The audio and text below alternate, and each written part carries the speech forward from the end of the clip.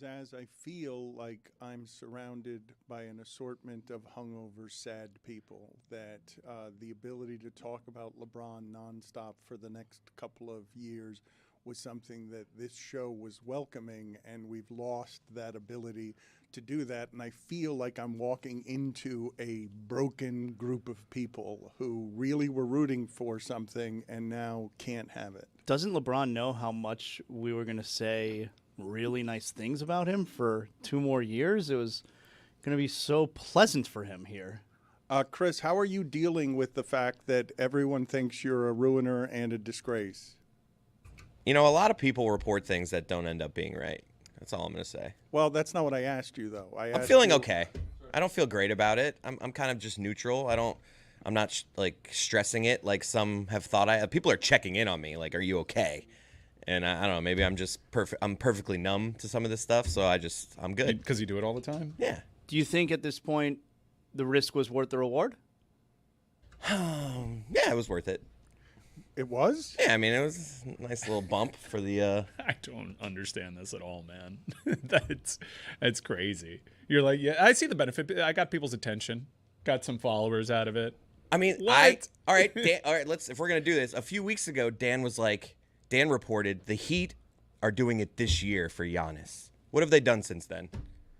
I'm not saying I'm just saying that's a report you got out there. But they were trying to do it. No, wait a minute. What I said was, before anyone knew it, that all of that with the Heat and LeBron was real, and it was real. There's no disputing that it was real. Right, and so they went after LeBron is what Dan was reporting there, and I'm reporting that the Heat thought they had him, and I stand by that. I mean, there's been reports that, like, Ethan was reporting. You didn't report that the Heat thought that they had him. You said that he had decided he was coming here. That's different. And he was going to announce that he was coming to Miami on Monday. Maybe I worded it poorly. It's a semantics thing. It's not semantics. One of them makes you wrong and the other one makes you right. That's not semantics. Do you know what semantics are? The Heat came out, like, Ethan Skolnick has reported afterwards that the Heat, I saw reports that Rich Paul thought he was going to the Heat. The old afterwards report. Yeah, Nice. I mean, I'm just saying, if the reports are everyone in his camp thought he was going to the Heat, and so did I. Love an afterwards report.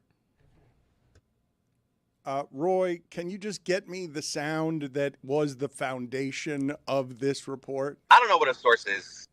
Thank you. That's fair. Well, I want to talk. We'll keep this for the show, but I actually want to have a conversation with you about what you think a source is, because it's not the guy who sidles up with you at the bathroom urinal and says something, because there are 7 million douches in Miami who were reporting that LeBron was coming to Miami. There has to be a filter between the person at the urinal who thinks he knows something and how that news gets disseminated to the public. And it's supposed to be a trusted news source. It can't be you still arguing that you're right on Monday when it's as wrong as anyone's ever been around here. I'm not arguing I was right. I'm arguing that I didn't make it up. I heard it from people that I trust. Just tell us who your source was. I'm not going to. No, I will not say that. I get it. If your source was wrong, what do you owe them? But it's like, they made you look stupid. There have been plenty of people that have done similar reports and got, like, you guys are just attacking me because I'm an easy punching bag. No, like, but maybe we're on your side. No, like we don't like that someone made you look stupid. Say who it was. We're attacking you because you're the one who got it wrong. All right, well, they better put something good around Giannis or else you're a terrible reporter. I got you there. Basketball is back, Jack. Time for our favorite winter sport. The summertime is over, so let's head down to the court. Time for the tip-ball. Give me fast breaks on the attack. Will you shoot a three or take it to the rack? Basketball is back, Jack. It's a dream shake down in the post, or a killer cross you love the most. When the offense tries to run and gun, is it man-to-man or box and one? It's big plays and talking smack. That's how you know that basketball is back, Jack. Let me hear you say basketball. Basketball is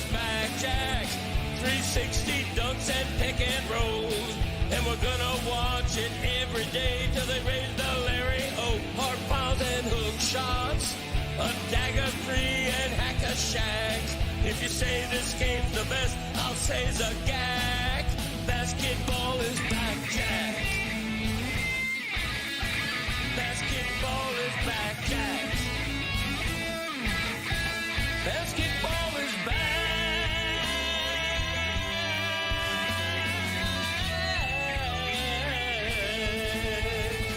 Basketball is back, Jack. Bill Belichick's primary right-hand man, power broker, Mike Lombardi, the GM of North Carolina, has been placed on administrative leave effective immediately. Pablo Torre has done a report on Lombardi. He will be joining us at 10 o'clock to talk about that, the process, and other things. But Windhorse is on Get Up, and he has said about LeBron, quote, "This is a one-off moment in the history of the league. We've never seen a player ever say the following things. I don't care about money. I don't care about my family. He doesn't even care that much, apparently, about the city because it seems like he's going to leave at least part-time in New York. So I don't know how to frame it," Windhorse says, because it's really, truly unbelievable. LeBron James, as a Philadelphia 76er, I want to ask you guys a handful of questions here. We were making fun of Chris Cody during the Shadow Show. Chris, I say this seriously, and I say it to you and others because I saw a video the other day that had like 1 million views, and all it was is explaining what a source is. That's all the video was, because evidently, Zaz, there are a whole lot of people who watch television, hear the reporters say sources this and sources that, and have no idea what a source is. I don't know what a source is. Do you think the grand majority of our audience sort of knows what goes into a source being a source? Well, I guess the short answer is no. I think that most people in the audience think when they hear a source, that means someone affiliated with the team. So the source is the following, for those of you who care about this sort of thing, okay? And a reporter is only as good as his or her sources. That's true. Chris Cody, we're making fun of him because he got it wrong. He got it wrong in every way. Got the day wrong, got the team wrong. Not a lot of other things you can get wrong. Just got everything wrong because he was hearing from a source that he won't reveal, and he was trafficking on our credibility, and our credibility is born of, at least in part, generally, when I'm reporting something from sources, there's not a whole lot of history that I have of my sources getting it wrong. But I will tell you that the last time I covered this and LeBron, I told you guys I had 7 sources. I had about 400 people telling me he was coming here. I had 7 I trusted. And what Chris did, I fear and feel, is that just one told him and he trusted, but he doesn't know what goes into that trust, even though he comes from a lineage of journalism with his father being a journalist. And this is what a source is.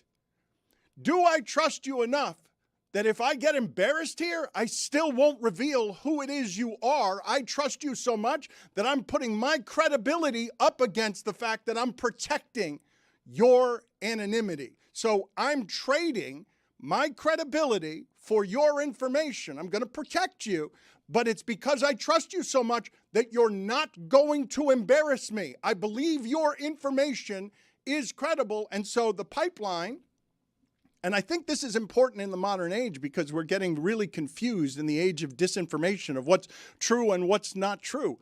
The pipeline is, who do you trust?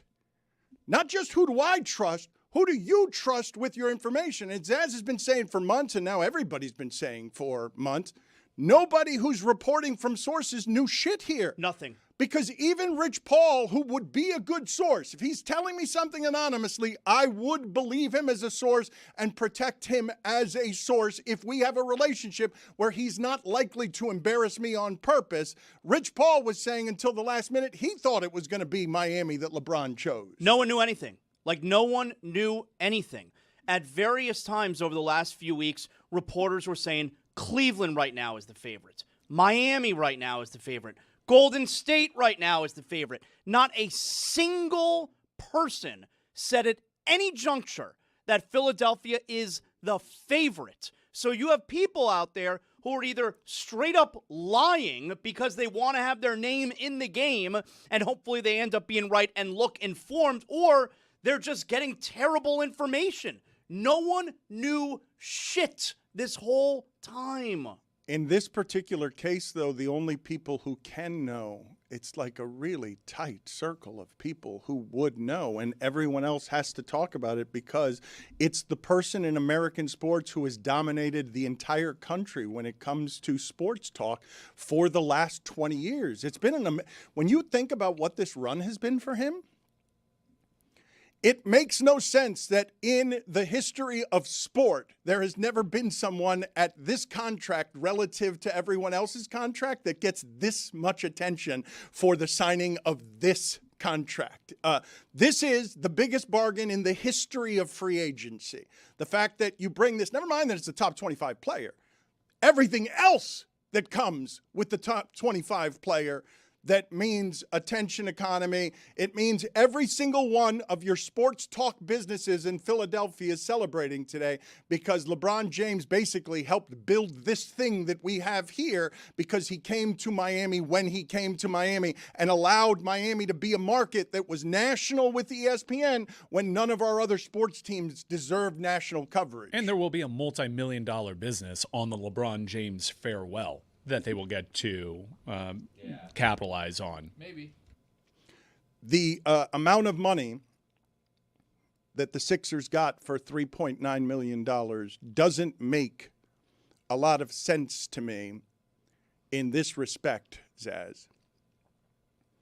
LeBron James, since signing that deal at a discount with the Miami Heat in 2010, has been firmer on nothing than I will not take any discounts. He has been firmer publicly on no stance than you will pay me the maximum that is allowed because I'm underpaid. Even when you pay me the max, I'm still underpaid. And this represents a reversal of course when it comes to him that is at least in part because the market showed you no one's going to actually pay you what you think you're worth in a market that you want to play in.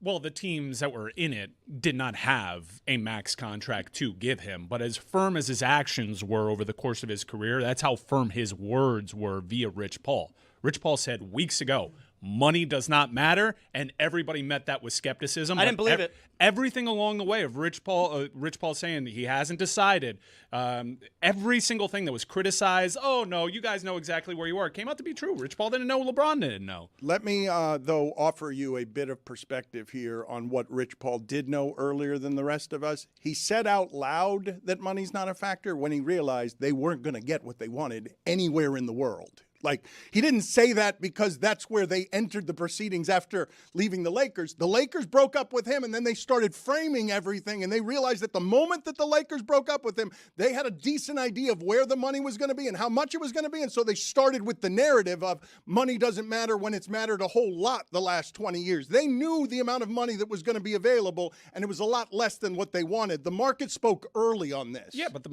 I'm sorry, but correct me if I'm wrong. Didn't we all know what the market was? Like, we all knew the cap situation from all these teams that he'd consider being in the mix. Like, it's not like, all right, let me get a max contract. They didn't have that to offer. The cap situation for these teams was a cap situation. My point, yeah, they could have maybe moved things and signed in trades, but I think it was pretty clear that he had to take less. This stuff happens months before we hear about it. LeBron James and Rich Paul have been planning for the exit from the Lakers for many, many months. It didn't just happen. We learned about it when they were willing and ready to do the framing of whatever it is that they were going to say publicly so that they could shape the storyline. But they knew what their situation was in Los Angeles. Now, I'm hearing a number of different things in a number of different places, and I want to make both some clarifications and some corrections here because the New York Post, for example, did a really bad job of headline writing on something that I said as a whole lot of people, not just in Miami, Cleveland's doing this too. There are a whole lot of people wondering how it is that LeBron James just signed a contract that is less valuable for him than just about any contract he could have signed at any point in his career. And so the New York Post puts up this headline, Zaz, that says, Heat furious over LeBron snub as wild 76ers conspiracy theory emerges. And I didn't say furious. They're not furious. There's no one there I've talked to who's furious. This is definitely, though, from you. Yeah, it was from me. They were using my name all over that story, and they misheard me. I said curious. I'm not even making that up. I mean, you were walking the streets while you were talking to us. Yeah. Maybe, like, it came in a little bit, like, grainy. I don't know. What was the wild conspiracy theory, though? I'll get to the wild conspiracy theory in a second, but it's curious because Mike is real eager. You may have noticed him there. He wants me to lob him that so he can dunk it, and he already did that the time that I presented it the first time. And it's fine that he wants to dismiss it immediately as the loser's lament. I want to clarify again, this isn't just the Heat that's wondering about this. The thing that happened here where Philadelphia comes apparently out of nowhere to be the team that lands him at the greatest free agent bargain there has ever been in the history of competitive people bidding with money over a talent. Because the Sixers only had $3.9 million to spend, you have to get money elsewhere if you're LeBron James to actually get the value or closer to the value of what it is that you are. And so Topps, the trading card company, was the one that actually broke this news before Shams, before it was released, and however it is these things get released. LeBron's been very calculated over 16 years about how these things get released. Television show, Sports Illustrated. And this time, I thought it was Shams that released the news. It was not. It was Topps Trading Cards. And Topps Trading Cards are run by Fanatics and Michael Rubin. Fanatics, quiet as it's kept. Fanatics is a powerhouse that's as large a power as there is anywhere in sports. Like if you just said to me right now that Michael Rubin, if you made a list of most powerful people in sports and said to me Michael Rubin was number one, I'd say, yeah, that's probably right. They have a total monopoly over sports merchandising now. So Michael Rubin owned 10%. Michael Rubin's a fascinating figure. He was millions of dollars in debt at 14. Like had a jet ski company and stuff and just knows how to work business. And through whatever it is that he inherited, he created a business that was able to lose money before it made money, because the best way to make money is to have money, or in some cases not even have it and just pretend like you have. And so Michael Rubin owned 10% of the Sixers and realized, not enough. If I'm not an actual owner, if I'm not a real owner, if I'm a minority owner, I don't really have power. And so he realized, my relationship with Joel Embiid is probably more valuable than owning this percentage of the team because of what it is that I want from life and sports. And so he got out and he built a giant company. What are your guys' thoughts on the idea that a trading company would have the news before anyone, before Shams, before anyone, that they would release a trading card that takes prep, even if it's not the actual card, even if it's just somebody photoshopping it? They had the news and the information before anyone else had the news and the information. And because Michael Rubin's not affiliated with the 76ers, a leap that can be made by people who are suspicious or curious is, what was Michael Rubin doing for the Sixers here? How much is that deal with Topps worth? And while, Mike, go ahead, I'll give you the chance to poo-poo it, Mike, but I want to ask you some hypotheticals afterward.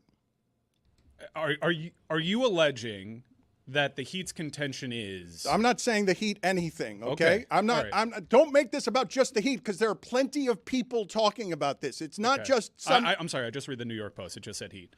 But you don't think he would have had this deal with Topps if he picked Cleveland?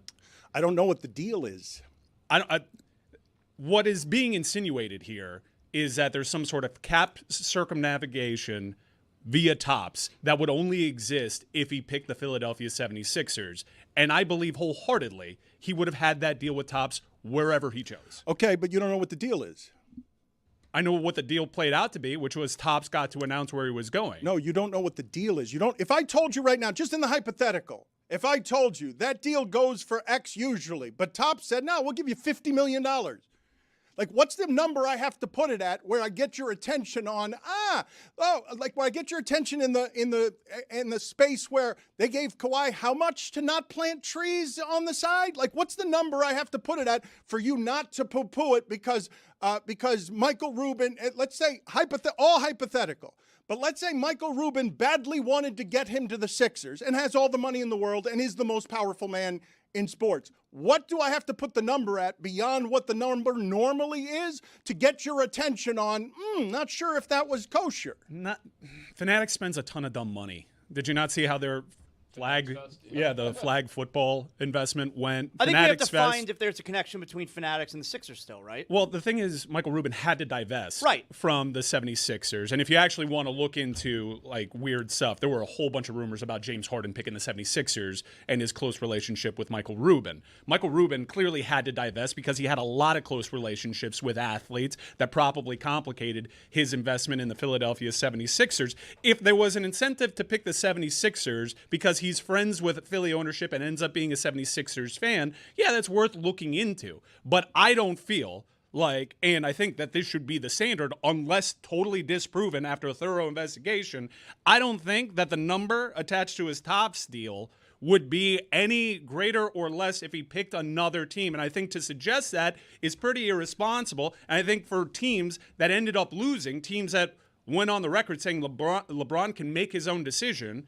and then when he makes a decision to just suggest, hey, look into the Topps thing, is sore loser behavior, bad ball. Fair enough to come away with that appraisal, but I'm going to take a couple of steps back here and frame this for you in a different way so that you understand exactly what's happening in the NBA right now. And I'm going to go over to where Ballmer is. Do you know how much money you have to have for other NBA owners to be scared of your money? Because what's happening with Ballmer right now is other NBA owners are scared of what he will do when he goes to court and is like, what about your rules? Why do I have to respect what your rules are? I respect your rules because we're all in the idea that the governance applies to everybody and that's how it's fair. But I don't respect your rules because I'm doing this on the side and I'm denying that I'm doing it and it's all alleged and I'm going to keep denying it. If rich people don't yell and scream about what Ballmer's doing, and they don't yell and scream about what Rubin's doing, is it because they're all doing it? Is it because they're all competing in these shadows around, the rules are for everybody else? I think that's how Adam Silver has been able to keep this the way that it is and keep legacy media from reporting it fully, is because if I'm another owner, what Steve Ballmer has done allegedly through Pablo's reporting is an advantage, is unfair. It's cap circumnavigation. It's not fair to the other owners. And if I were another owner that was doing everything above board, I'd be losing my mind about it because this league legislates that equality with that salary cap. I think the reason why we're not hearing about it from the other owners is because they're all kind of doing something like this and they wish this story would go away. Isn't that just a reflection of real life and how the elite of elite work in the shadows in ways that we can't understand? I'm not exactly naive. I've worked in this business for a long time. A no-show job paying tens of millions of dollars outside of the salary cap allegedly stunned me. Right. But LeBron absolutely already showed up. He went to Fanatics Fest. He's doing his part here. This is not a no-show job. I think LeBron James picked the 76ers, and it maybe took me a little bit to realize this, because it's the best possible choice for him in the Eastern Conference to win a title this year. That is an incredible starting five. If you want to look into any business interest that might be a little shady, it's the fact that, not the first time in his career, by the way, he's got a clutch sports guy on his team in Tyrese Maxey. And maybe we all should have paid more attention to the Maxey thing, to the Mike Gansey thing. But I think it's pretty evident. Did you know that the coach is Clutch Sports also? I think it's pretty evident. Yes, there's all these sorts of things. But, guys, like, if we were looking at this from a roster construction standpoint after they added Jaylen Brown, that team makes a lot of sense. Way more sense than any of the other destinations. I think we just didn't think he'd end his career in a Philadelphia 76ers uniform because it's random. How shitty does Bronny feel right now? He left Bronny to go play with the guy who says Bronny sucks. The thing that I love about the entire transaction, beyond the mystery, there are many things that I love about it. One of them is, holy shit, the oldest player in the league is going to have us all watching. Is this going to be a champion or is it going to implode? That's wildly interesting. Like, they're going to make the regular season interesting. Still, at his age, LeBron James is traveling around still making the regular season interesting because while you can say it's a good basketball fit, you're asking LeBron to play the four, and I thought he didn't want to do much of that anymore. Defensively, he doesn't want to, but I think offensively, putting him in the dunker spot and the pick and roll spot, he saw that happen in LA and was like, okay, maybe I don't like being the third person, but also this is a really good spot for me to age. Okay, so this is funny, all right, because this is a really good spot for me to age. Ignores, you have to trust Embiid. And we get real forgetful with him all the time. In the 50 games, in the half of the games 38 games last that year, he's by the way. available, in the half of the games that he's available, what happened to them in the playoffs is they beat Boston because he was healthy for 4 games, and then they couldn't do anything because he can't stay healthy for more than 4 games. Right. I think Amin did a great job of framing that as Embiid is viewed as a luxury, and they have assets that if the Embiid thing totally gets nuked, they have ways around that. But it's not like the other destinations that were in this didn't have question marks. There are question marks about Giannis's health. There are question marks about Golden State. You mentioned earlier that the Philadelphia 76ers came out of nowhere. No, they didn't. They were always reported as a finalist. If he went to the Chicago Bulls, that's a team coming out of nowhere. This team was always in the mix. It wasn't taken seriously. The relationships that he had via Clutch and Mike Gansey were not looked at the same way because no one thought he'd end his career at this random destination that ended up being the best starting 5 for him to latch onto. I don't think Embiid can be viewed as a luxury. They are not a championship contender if Embiid is not playing. It's not like a guy you sprinkle on saying, oh, this will be a bonus if we get Embiid. No. Nope. You only win That's if right. Embiid is playing. That is absolutely true what he's saying. You can be interesting. You can be competitive. You ain't winning the title. You're not winning the title against OKC and San Antonio. You're not winning the title if Joel Embiid doesn't look like Joel Embiid has to look. It doesn't become the best starting 5 unless Embiid is a part of it. Respectfully, I don't know when the injury is going to occur to a Joel Embiid. I just assume at some point there is going to be an injury because I have history as my guide. But the thing that we are not paying enough attention to is the young assets they have on that roster to be able to dig themselves out of a catastrophic situation with Joel Embiid. And that team plays pretty well without him historically. So you have VJ, you have Maxey, hell, you have Jaylen Brown. You have so many assets and flexibility to go out and reshape that roster should Embiid become a huge Are you saying to trade Embiid? I'm saying that you can staple a VJ to Embiid. Like, you're not buried. Hell, they just moved the Paul George contract and got Jaylen Brown back in there. I think the days of overlooking what Philadelphia can do with their roster are from a bygone era. I think he was a decent asset, though, Paul George, because he had a decent year when he did come back. Bill Simmons called it the second worst contract in the league, only behind Joel Embiid. That's the problem, though. Joel Embiid is the worst contract and a guy who doesn't play. But what I'm arguing is you can staple VJ, who is an asset, who is desirable, who is good enough, who is ascending, to staple for to 2 that years bad of LeBron. contract. You let go of potentially a lifetime with VJ for 2 years of LeBron. I'm not saying it's without its questions, but what I'm saying is it's not the albatross that we're presenting it as. You can't do that. Like, you get LeBron because it's okay. We have this 2-year window here to just super maximize everything. And if it doesn't work in this 2-year window, great. We have a future between Maxey, Edgecombe, and Brown. Okay, but James Harden in Cleveland, Giannis's health in Miami. Where is Harden? He hasn't even signed yet. There are questions about all these teams. This wasn't like any of his previous decisions. The money wasn't there, and there were question marks about all these rosters. What makes it interesting is the question of, is this going to work with Philadelphia? Guys, there wasn't a single place, including Miami, where you wouldn't have question marks about the fit and their ability to do it. Yes, it shifts the odds, no doubt. Marketplace reflects that. The market price on DK Sports reflects that wherever he went probably would have been the title favorite. But there are questions about LeBron. There are questions about every single fit here. I think there's major question marks. I told you on Friday, Dan, I may not have said it on the main show, but I thought the most interesting place for him to go to would have been to go play in Philadelphia if it weren't Miami. But that doesn't come without major questions. The Embiid part is obviously a huge question, and I think Jaylen Brown's a major question too. Like, I'm just as interested to see what it looks like where Jaylen Brown, who very clearly called this his favorite season because he got to be the guy, And his reward for being the guy and having a successful season is, here, you're now the third, maybe the fourth option. Mike is going to have to help me here with what he's seeing in Philadelphia's young people that I'm not seeing, because I was so tired of betting on Kelly Oubre and Dominic Barlow to do anything in games. I think both guys are gone now. I think they might be, and I think Andre Drummond is also gone. So Mike is trusting Johnny Broom and Adam Bona to be what? Bona for sure. Broom also might get moved. No, guys, I've said VJ Edgecombe like a ton of times. I think it's a huge desirable asset at a rookie salary wage, and you can staple that to a bad contract. You can just trade it with other money that makes sense. I think he's super desirable. I think he showed you in the playoffs that he's an ascending talent. I think the interesting thing is how they're going to play Embiid this season, or how they're going to play LeBron this season. Is LeBron going to play back-to-backs? Is he going to play a normal ration of games? Is Joel Embiid, if I put the over-under at 39.5 games for you, do you think Joel plays more than that? This is the problem with all of this, right?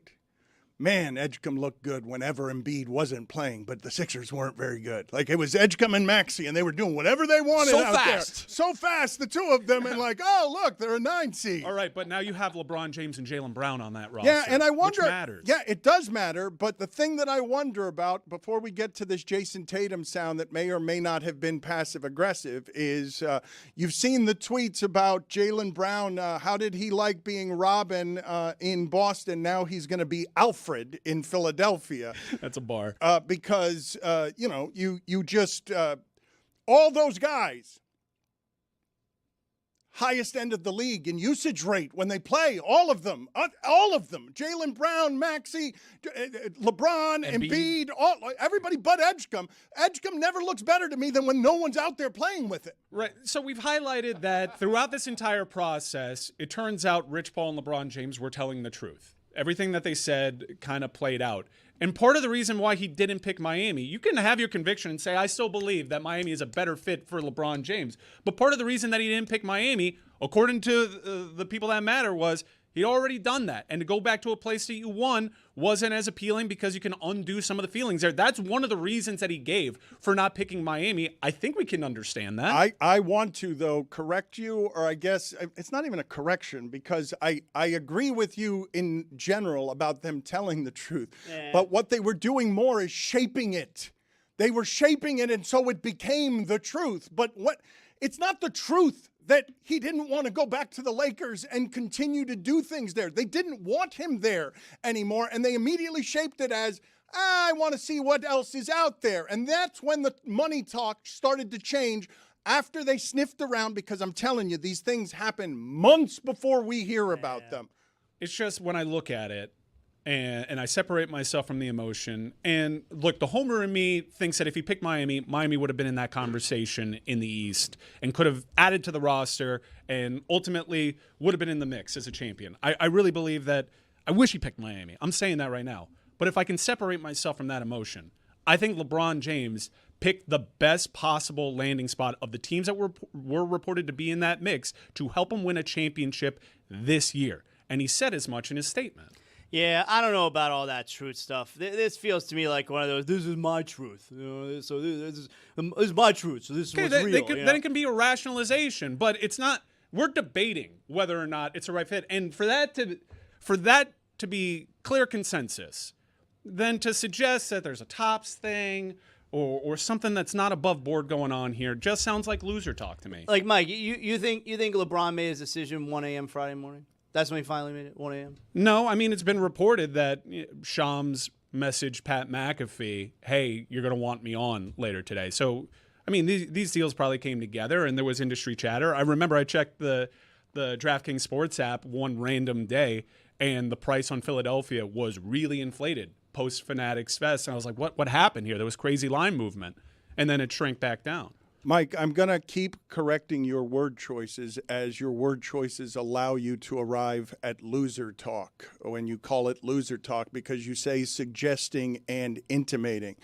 Asking questions isn't the same as suggesting or intimating. Being curious isn't the same as being furious. And this report from The Athletic on the Tops thing, timestamps on the post from LeBron James, Tops' X account post, and Shams, all popped at 11:30 Eastern. But users received Tops post notification first, indicating Tops sent its post seconds before the others. It's particularly of note because parts of the Sixers organization were apparently surprised by James's decision, with a team source close to the process telling The Athletic that they did not learn of his choice to accept their offer until minutes before the social media alerts. According to the company, this marks the first time a player move has ever been announced via trading card. Right, and LeBron has always been on the cutting edge of that and has decided to announce where he's going in different ways, and I firmly believe 100% of my heart that he would have a top steal if he picked Cleveland, that he would have a top steal if he picked Golden State, or that he would have a top steal if he picked Miami. I know, Mike. To go there after repeatedly saying LeBron can make his own choice and to let it be known, hey, we're curious about this thing, is not Miami Heat culture. It's everybody's asking this question, Mike. We don't have to keep making it just the Heat because I'm hearing it for more than just Heat people. And I'm going to ask you the question again. I'm going to ask it again.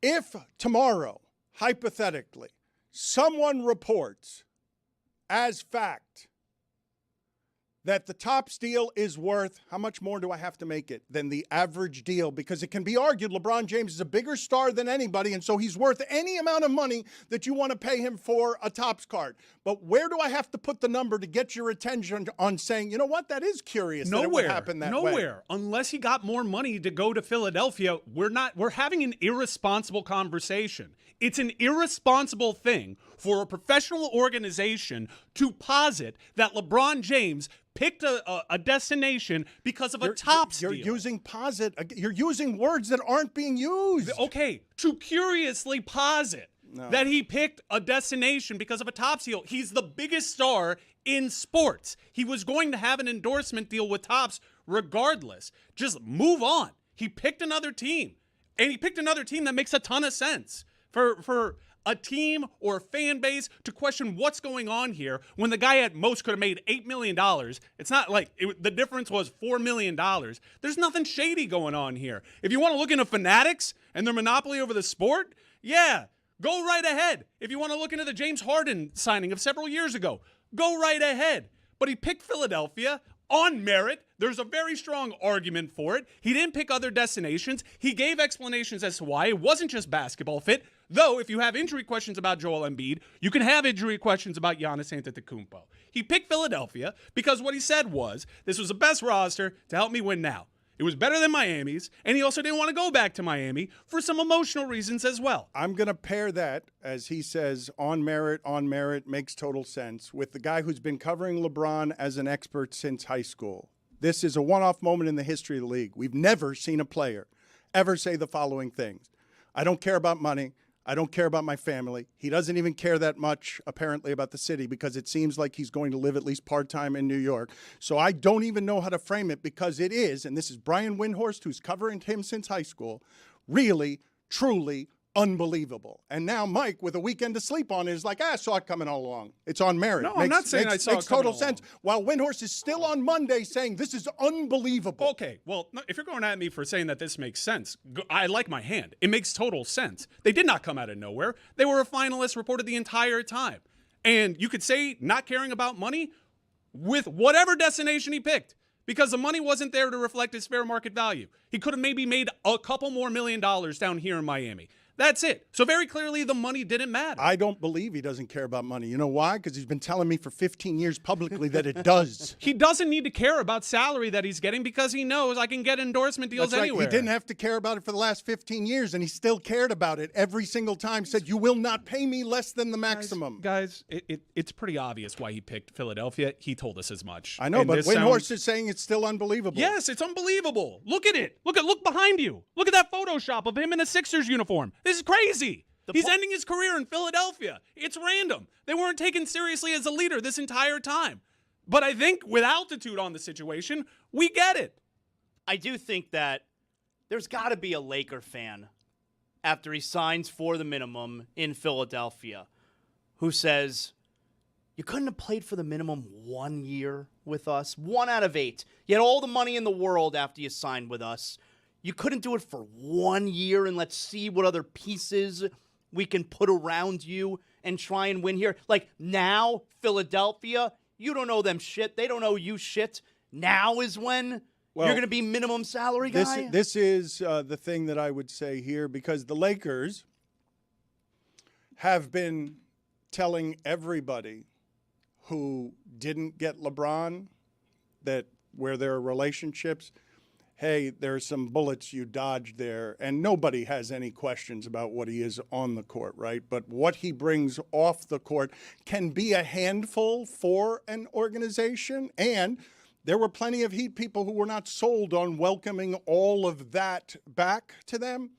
I would say the reason that this is them shaping the truth instead of just telling the truth is he also wanted a place where he could make all the rules, because they want him so badly again, because he likes to make all the rules when he goes to places, and he didn't get to do that anymore with the Lakers once they got Luka, and he got to do that when he went back to Cleveland, but he left Cleveland and came here. And I've told you some of the stories about Maverick Carter and all those guys asking for an assortment of things in 2010 that weren't allowed, that the Heat wouldn't go for, because why wouldn't you ask for them? You have all, why Kawhi and his uncle just kept asking for an assortment of things that could or couldn't have been allowed, because allegedly, because hey, you put the responsibility on the organization to follow the rules if it means you can have more money. All right, so you're finding it. You're talking it out, and you're finding more reasons as to why he picked Philadelphia, and more reasons why it makes perfect sense.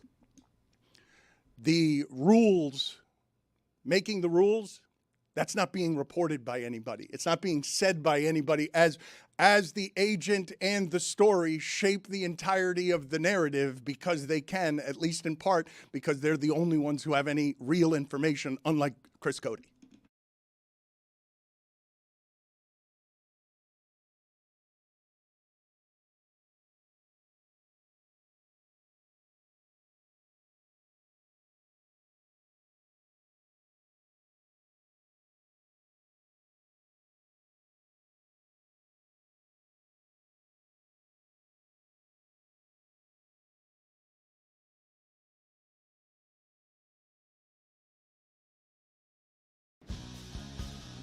Number 29, Jimmy Graham. Wow. Number 28, I Show Speed. Ah, come on. Zaz is your boy. Not my boy. Can I take a quibble with your list real quick? Just let me take a quibble. How is Jimmy Graham ahead of Tony Gonzalez? Like, what are you doing? I think Jimmy Graham was a better college basketball player. Agreed. Yeah, I think that dude ate glass. Yeah. Yeah. Yeah. And neck is a tight end. And like they were only separated. Neck and neck is a tight end, Dan. Yeah, they're- Look at Jimmy Graham's seasons, Dan. No, Tony Gonzalez is better, but like in terms of the back of the, I mean, Jimmy Graham just casually started playing football, dude. Right. I think like the ease that it came to be an all timer separates them, and again, they're only separated by Jameis Winston on this list. Yes, but they're both behind I Show Speed. Number 27, Kenny Lofton.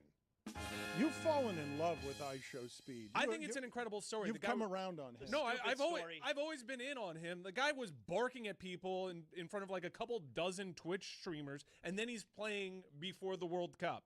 It's an incredible story. It's an incredible American story. What was he playing?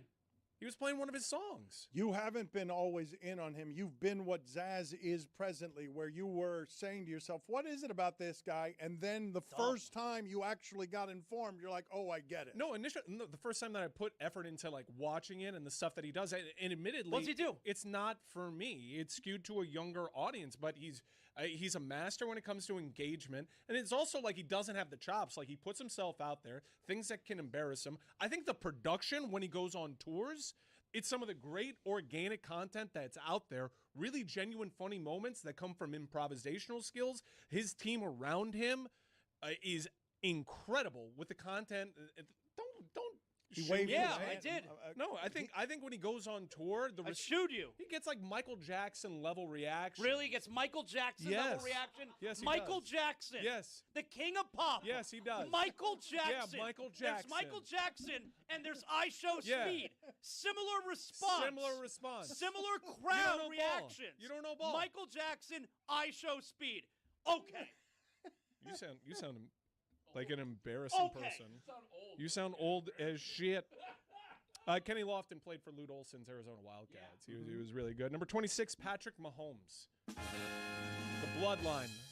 He is the most talented quarterback we've ever seen. And if he wanted to play pro baseball, it's in his genes. I bet you he could. Number 25, I'm an ally, Ronda Rousey. She also did some MMA. Number 24, Mickey McCarty. Was drafted by 3 professional sports leagues. Did you just make Mahomes high on this list because his dad was a baseball player? Yeah, well, I'm sure he could have and been really good at it. Number 23. So you put that ahead of Kyler Murray, who actually got a great deal of money for playing baseball. You don't even know if Mahomes played baseball. Number 23, Anthony Kaladiu. Oh, stop. I mean, I'm selling you short, pal. As you know, tried out for the Miami Heat. Tried out for FI. How good do you have to be?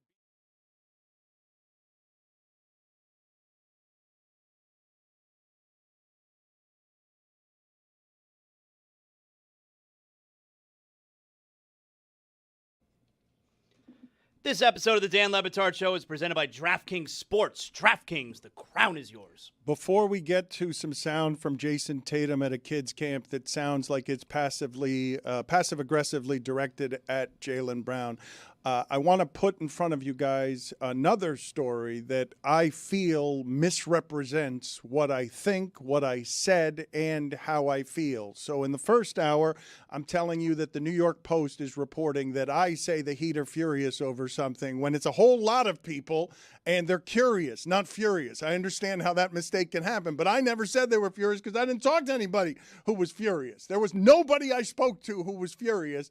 And so that's just blatantly inaccurate to say that anybody was furious, according to my reporting.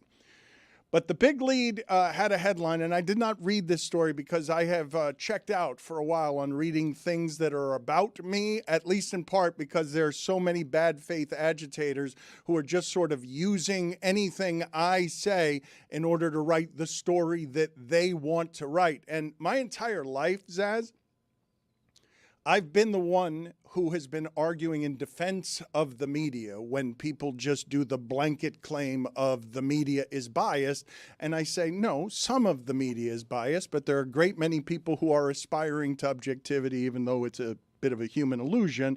And there are plenty of people who are trying to not be biased, and I've been a defender. But there are many people now, more than ever, I would say, or more than in my lifetime, who are just simply bad faith operators who are taking whatever it is you say and figuring out how to squeeze the juice out of it so that they can get their clicks on conflict. And so the headline on the big lead is something that I do not feel. It says, Dan Le Batard's hypocrisy is clear with latest Pat McAfee ESPN claim. The former ESPN personality isn't happy with McAfee's growing influence at the network. That's not true. It's just not true. I've never said at any point that I'm unhappy with his growing influence at the network. That's not, and the reason I know it's not true is because it doesn't exist inside of me. It's not something that I'm sitting here thinking, feeling in any way. So I know I haven't said it because it's not something that I feel. I think the opposite is true. I think you are happy for Pat and his story. It's not just that I'm happy for Pat and his story, unlike any in the history of sports media. It's also that anything that happens good for Pat is good for us. I remember how happy Pat was when we signed our deal because he's like, oh, now I know what we're worth. One of the things that no one seems to understand about the business of this, and I don't know how interested people are, even Mike last week was saying about game day, etc. No, man, his show, 3 hours a day in that time slot, pays for itself. Like, First Take is 2 hours. There aren't that many 3-hour shows that you can put in that time slot that wouldn't pay for themselves. And I am sure that ESPN gets all of his YouTube money too. All of the stuff on, I'm sure, or whatever the rev share is, I'm positive that ESPN pays him that way. Man, listen to what McAfee did. He had a deal with FanDuel that was like our deal with DraftKings, tore it up because ESPN said, come over here, we'll give you a better deal, and you can keep all of your own stuff, and we'll help you grow your platform 3 hours a day on our network. Then he goes there, and they tear up that deal at ESPN before they have to because Pat McAfee pays for himself. People do not understand that Stephen A. Smith and Pat McAfee, what they're being paid, ESPN recoups all that money. That's why they're paying them that way, and it's part of why they're getting rid of some of the people who don't pay for themselves that way. There are other reasons also that they are getting rid of some of those people. The thing I'm objecting to, and McAfee just happens to be in the middle of it as a pro wrestling figure, a heel, and somebody who's dropping an album, and the album is about how polarizing it is. The other thing that I'm objecting to is the course correction after George Floyd that runs, there's not a Hispanic perspective you're going to get from anybody on ESPN on anything, and any pro-black voices who are talking about black things, it doesn't seem like there's the space for anyone to do it. Even if there are a couple of people there who can do it, it doesn't seem like there's the space to do it. And then Ryan Clark goes on his podcast, The Pivot, and breaks down weeping because he's not allowed to be black on ESPN, according to him.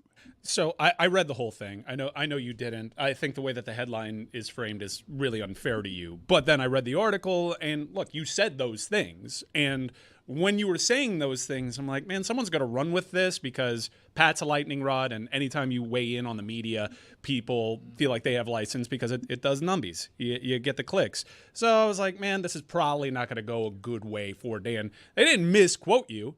It allowed for people to take this license. The second headline is absolutely a misrepresentation of what I said there. I agree. But I do think the hypocrisy that they're pointing to, and man, I wish we had the juice that people thought we had, which was we rode that wave when their ideology was headed in a different direction. We got big. We were on ESPN radio. We were platformed. We got more opportunities than we ever did, and that was during a time where John Skipper was intentionally trying to diversify his lineup and bring in different people from different walks of life and represent something that was considered by the right more woke, whether that was fair or not. So we benefited from that, and I think Pat is benefiting from a clear course correction, but he is spearheading that course correction as a megastar talent who, as you said, pays for himself and works very hard and does a lot of extra shit beyond filling 3 hours a day on ESPN1. I think he's totally worth it. But you did give people the license to twist those. I don't think it matters whether I give them the license or not. If I'm speaking freely about anything here, the license is going to be taken on whatever angle it is that you have to get to your clicks. I was talking about, and it's part of the transaction, and I get that, but I was talking with some friends of mine because I happened to be having breakfast in a place the other day where Shakira was. Lucky dog. It's a bar. Breakfast friends? Add it to the list. I like that. She is impossibly tiny. Who cares? What do you mean? I mean, whatever. She's impossibly tiny. Okay. I'll put you down as not a Shakira guy. Tiny. I'm not saying Impossibly tiny. Impossibly tiny. How tall do Hey you? man, we can't all be perfect. How tall do you think she is? I think she's very short, but the hips don't lie. 3'9". She is the single smallest person who isn't a little person that I've ever seen. Before this, it was Donna Shalala. The first time I ever saw Donna Shalala, I couldn't believe it. She's not Donna Shalala's height. Donna She Shalala cannot is be. shorter. She's than shorter. you think she No, is. she can't be. She's shorter. No, I don't believe that. No, She- I don't believe you. Nobody is shorter than Donna Shalala. No one. Come over no here. one. Come over here. I'm going to show you a picture. Tiniest But person she is ever. listed. I looked it up. I had to look it up. She's listed as She's 5. not shorter than Donna She's Shalala. like this She tall, is, Donna Shalala. Mike, I'm going to show you a picture right now, and you tell me if this person is or isn't just a porcelain doll. Get in here, Mike. Because this is not, and she is shorter than Donna Shalala. Look at it. And it looked like she was sitting in someone's lap when she was just sitting next to that person. I can't tell. She's sitting down. Well, she's The arms are short, but that's not shorter than Donna Shalala. she's got to be 4'7". I'm not kidding you. no way. She stood next to Burner Boy.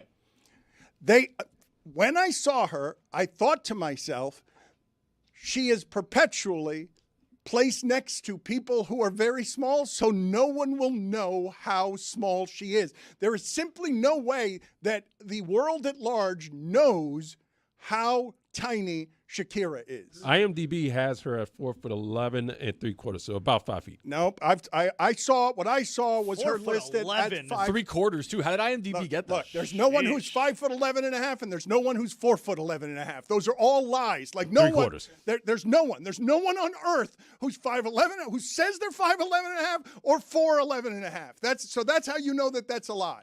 I have routinely stood next to Donna Shalala. There is just simply I'm no way. promising But you. thank you for the visual of her doing die at the World Cup. The internet says Donna Shalala is 5 feet. I can testify. No. Donna Shalala's hips also don't lie. Cut that up.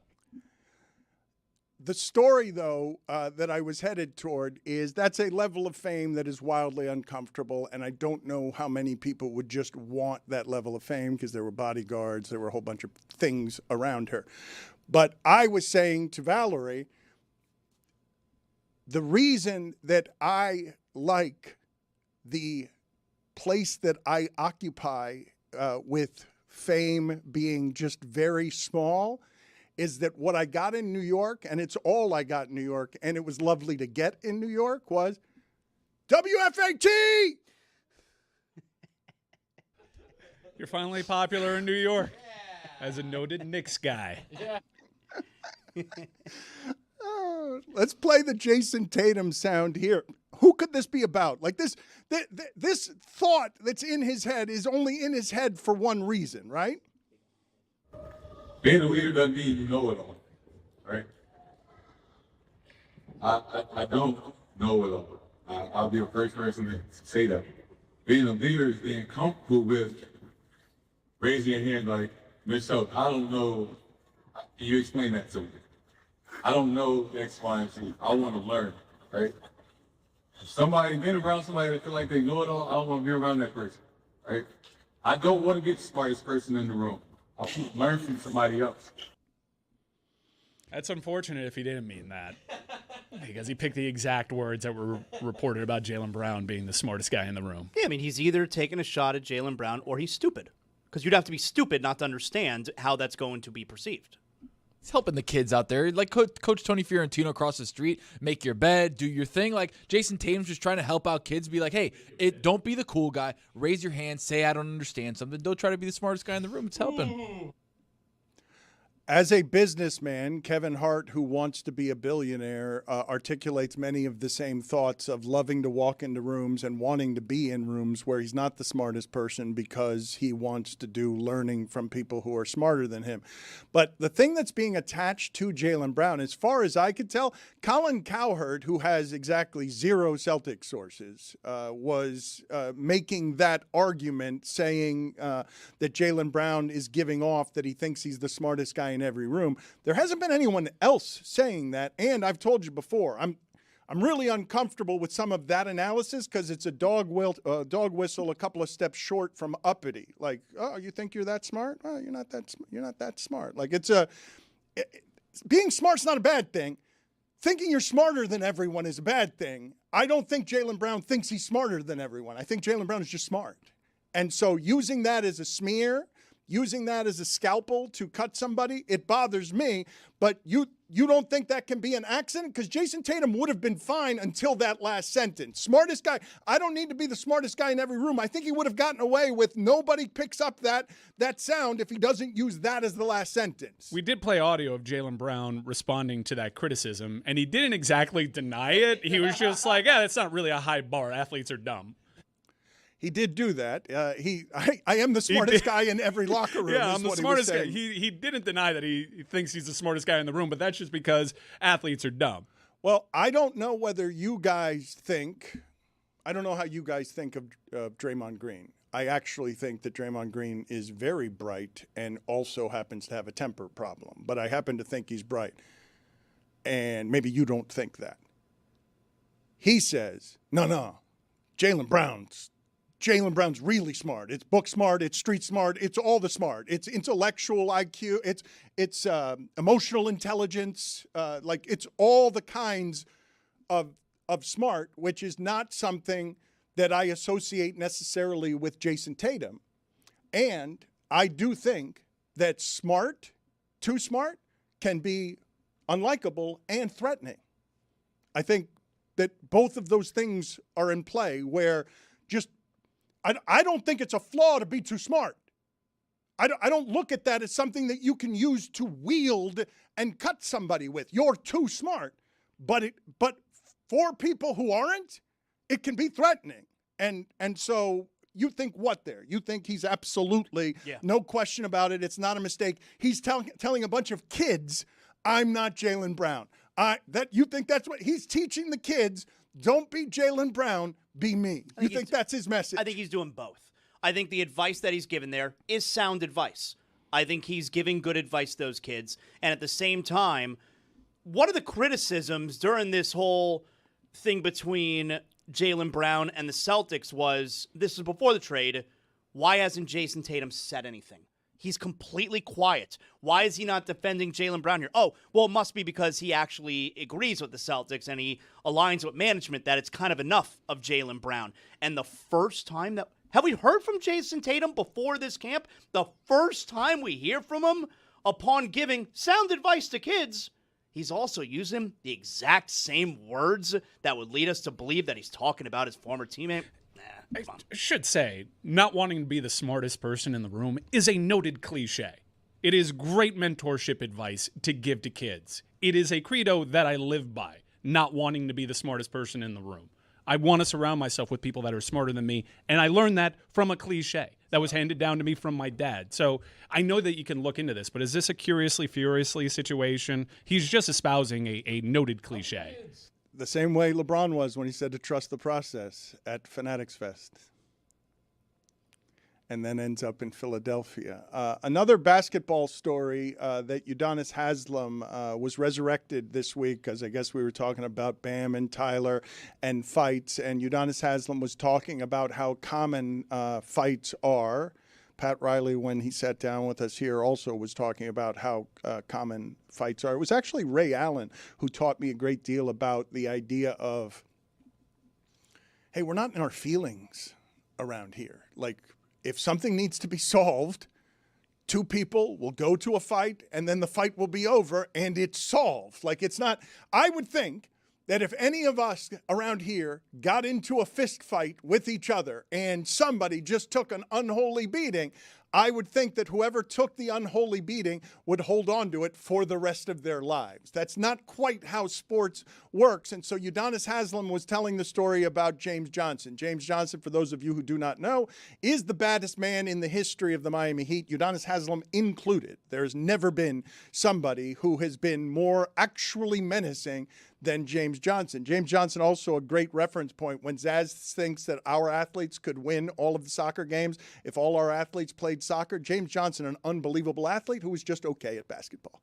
Just okay compared to other people at basketball. I had him as LeBron.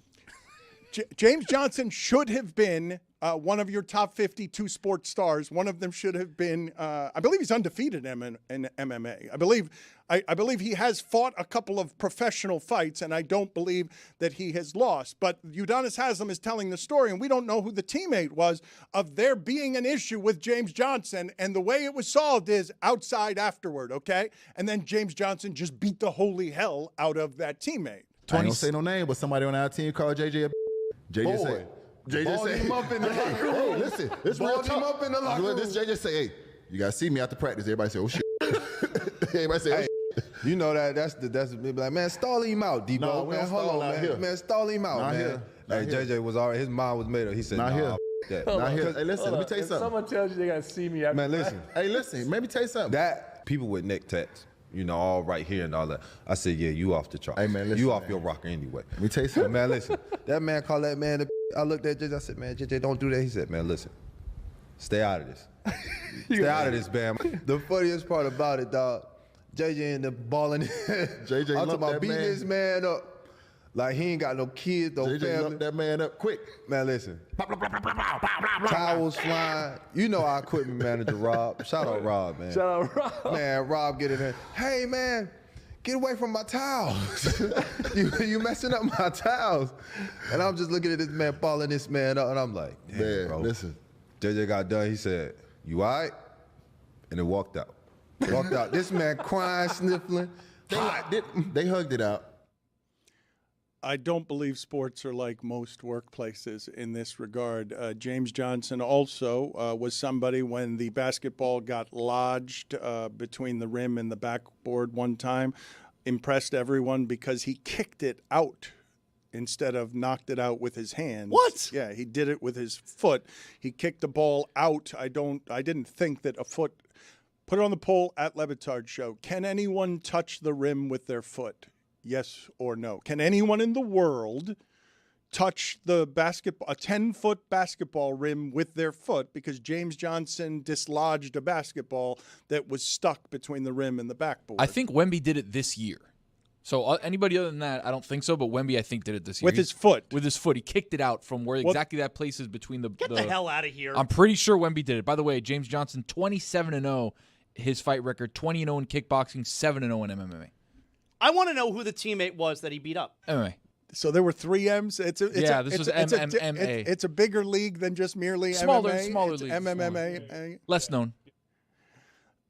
James Johnson had a Heat player calling for his ma. Who was the Heat player? Do we have any guesses? Do we want to go through some rosters? Do we want Pablo Torre to find out? Would you like to know who James Johnson was beating up with such ferocity that they just curled into a ball sniveling? So what we're looking at here is the Bam Adebayo story of him being a rookie, right? Where James Johnson was calling him 13 because he hadn't passed the conditioning test yet. So I'm going to his rookie year where James Johnson and Udonis Haslem were both on the team, which is 2017-2018 Miami Heat roster. And I'm looking across here. I don't think it was Dragic. Could it be the man with the golden arm? Ooh. You think Wayne Ellington said something to James Johnson? I don't think so. We got Tyler Johnson. You think Tyler would? I think it could be Tyler Johnson. You think it could be Tyler? Yeah, I do. What about Rodney? I was thinking Rodney. Luke Babbitt. Rodney Buford? No, Rodney Magruder. Buford. Rodney Magruder. Whatever. Like these are famous Miami Heat names. It's Rodney. It's Rodney. Don't you remember Draymond Got Green Rodney. around You don't here? think it was Hassan? That's the leader. Oh, I don't know. No, but he wouldn't have had Hassan balled up. Yeah, I don't know. Hassan's so a much big bigger. boy, dude. All right, I'm going to reach out to his Dion Waiters?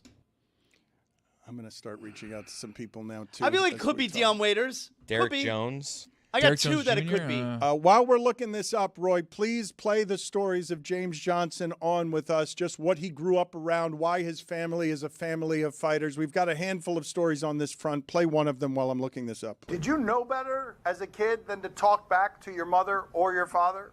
Nah, our opinion meant little to nothing. It was their way or nothing. And, you know, if you disagreed or you wanted to backtalk, it wasn't no normal swat on the butt or no take off his belt or get a switch. It was none of that. It was, let's get in the ring real quick because obviously you think you're more of a man than me. Or you think you could beat me up to talk to me like this. If you want to talk to me like this, then you must think you could beat me up. What's the worst L that one of them caught? The one that let you know that you didn't want those problems? My older brother, the oldest one, he started talking to my dad and things like that. You know, they got a little heated, and they put on the gloves. They was about to spar or whatnot, and my brother had bowed to my dad, which is a respect thing. And that wasn't the intentions of what my dad was going in to fight him for. He's going in there to fight you because you broke respect. I don't think you're supposed to skip the bow after that. That's like dapping somebody.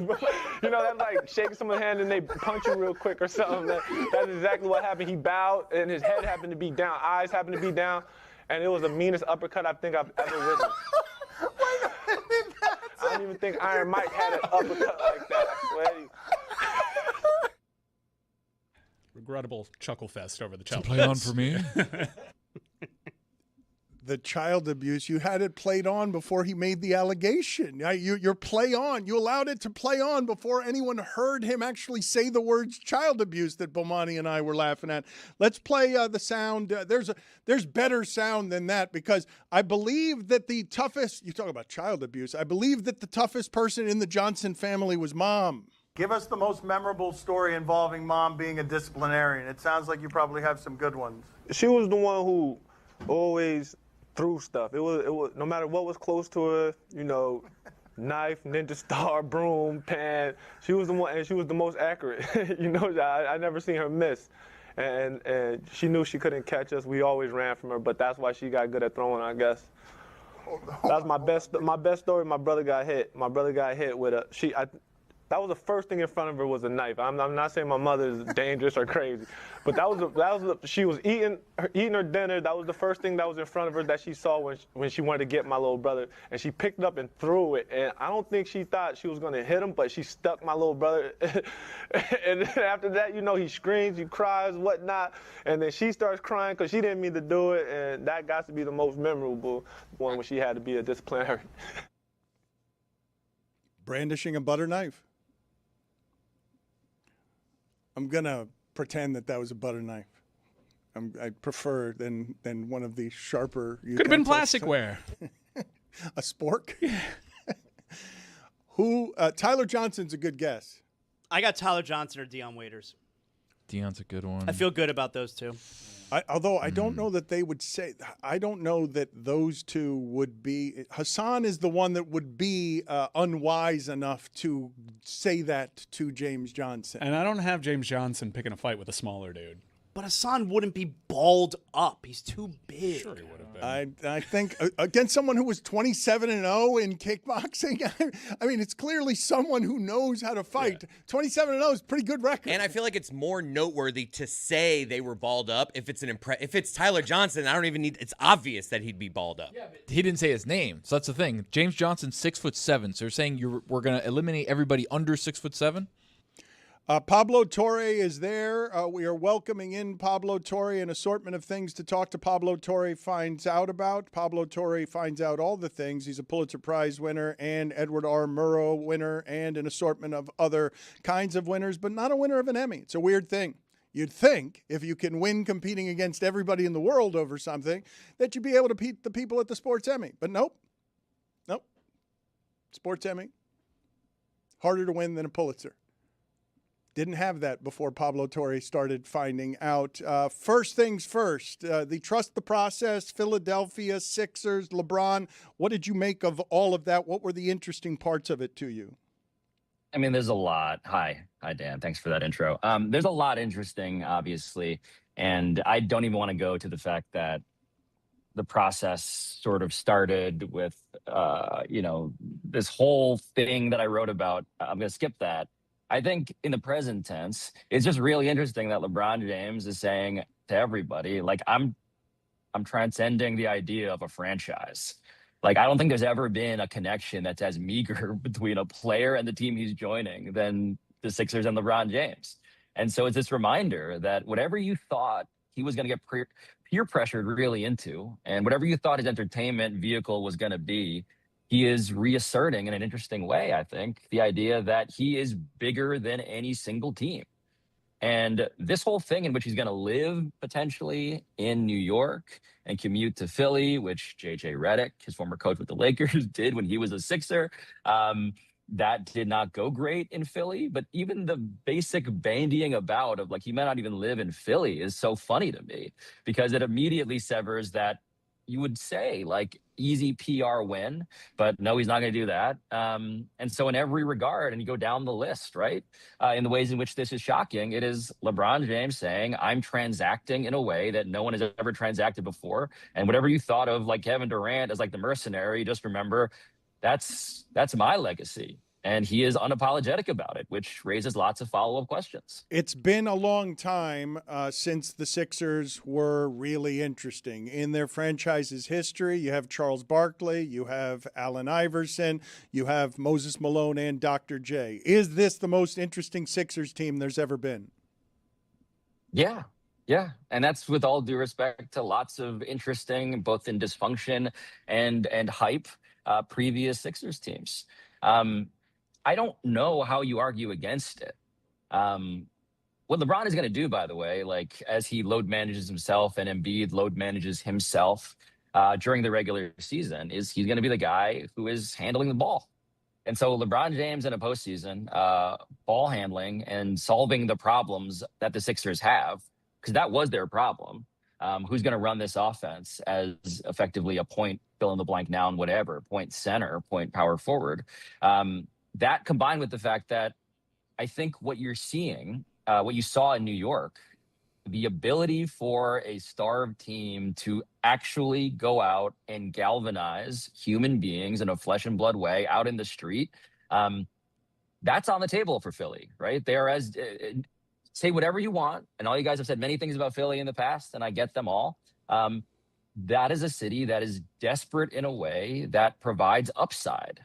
It is also desperate in a way that provides immediate and obvious downside. And that's what's interesting, is that there is a huge delta between the best version of this and the worst. And I don't think there is as big a gap as in any other city that he considered. How should Jaylen Brown feel about the last 8 weeks? I think he has the ability to reset. He has the ability to respin whatever his position should have been in the first place.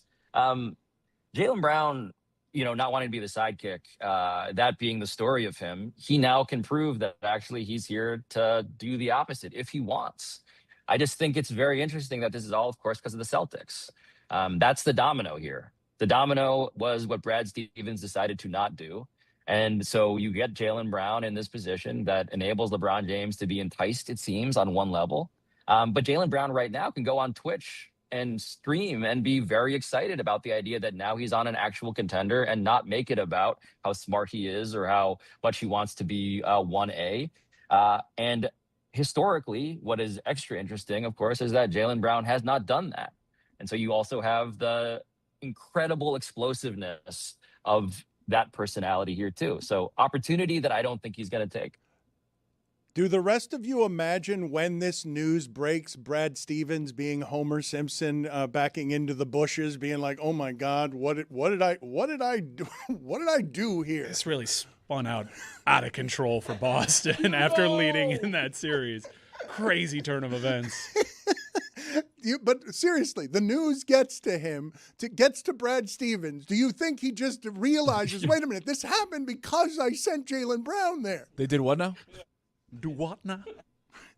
That is what has to happen there, right? Oh, Dan, I like to imagine Brad Stevens just like for the first time logging on to the internet and seeing what Twitch is and watching like 5 seconds of Jaylen Brown's stream and being like, we can't do this. And then, 2 weeks later, he wakes up and suddenly he's playing against LeBron James in the division, which is not ideal for Brad. Yeah. Do what now? Can you guys look up for me, please, whether I just saw a headline. Charles Barkley says that if LeBron wins in Philly, then he is indeed the GOAT. And I want to know if he's quoted correctly because I'm suspicious of headlines today for a number of different reasons. And I just don't believe that you can do that. Do you think you can do that? Do you think that if LeBron James wins a 4th title for a 4th team, something that no one has ever done, then all of a sudden we're going to change the ridiculous Michael Jordan conversation we've been having for 2 decades? But he's changing the standard, right? I think that, look, if you're going to justify this narratively, you have to lean into the idea that LeBron is rejecting how you measure greatness historically. It's not about how many rings, it's how hard it is to do it at 4 different places. And so again, I haven't seen or heard what Barkley said there. So I wait the fact check. But that would be the argument, is that who else can you plug in to any team and do this with? And so that would be the narrative case for why this is actually the end of the documentary, as opposed to this very strange twist or this sequel that no one really wants. You'd argue that it's because of that specific reason. I want to move over to the WNBA and a conversation you and I were having briefly in New York. If I gave you a series of hypotheticals and made your life Caitlin Clark's life in basketball, most people who love sports would take that life and think it fun to make shots from the logo during the All-Star game and be the biggest star in her sport. Do you think Caitlin Clark is having any fun? No. I think the standard for what fun is now is, can other people who like you talk about you online without feeling like they are not making a grave error? Can you actually talk about Caitlin Clark in a way in public that even begins to express, we enjoy her? And I think she has become so unbelievably targeted by the internet and all of its incentives that it just seems miserable. And it seems like she is afraid of that. And I would understand why. I mean, I have talked to, and I'm one of these people, by the way. I think she's so fun to watch. It seems like, of course, like, why would you have a problem with her being this celebrity? And then you go through how she is talked about on the internet, and it's the actual bot campaigns that use her in a way that makes whatever it is to be famous right now the worst version of it that's ever existed in human history. So no, seems pretty bad, actually, despite all of the That's other crazy. things that You realize I all think her are dreams great. are coming true, and she can't enjoy all her dreams coming true because she's at the center of a gender war and a class war and a race war and Political war. Political war. Let's play this. There's like actual like bills being proposed. Like, we got to protect Caitlin Clark. And it's just like, this is a bit much. Let's play this video of her meeting Barack Obama and just wanting a photo, none of the other stuff. Oh, hey, Caitlin, how are you? Really nice to meet you. You're great. You're fantastic. Thank you. Don't let all this nonsense get you down. Crazy. I appreciate it. Yeah, you know, I always say one of the things that was luckiest for me was I didn't get famous till I was like 45. So I was an old man. I mean, you're my daughter's age. They're not to have that much, you know, burden and nonsense.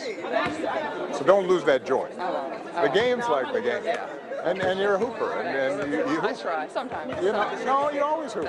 And you're on a nice little run right now. Yeah, we are. Yeah. You mind if I get a picture? Yeah, come on. She just wanted the picture. She's like, yeah, thanks for all that. Can I get a photo? It's pretty awesome, though, that he said that to her right away. Don't let all the nonsense get to you. It's a really cool thing for him to say to her. Yeah, too late. It's all gotten to her. Ruined everything. We've ruined everything.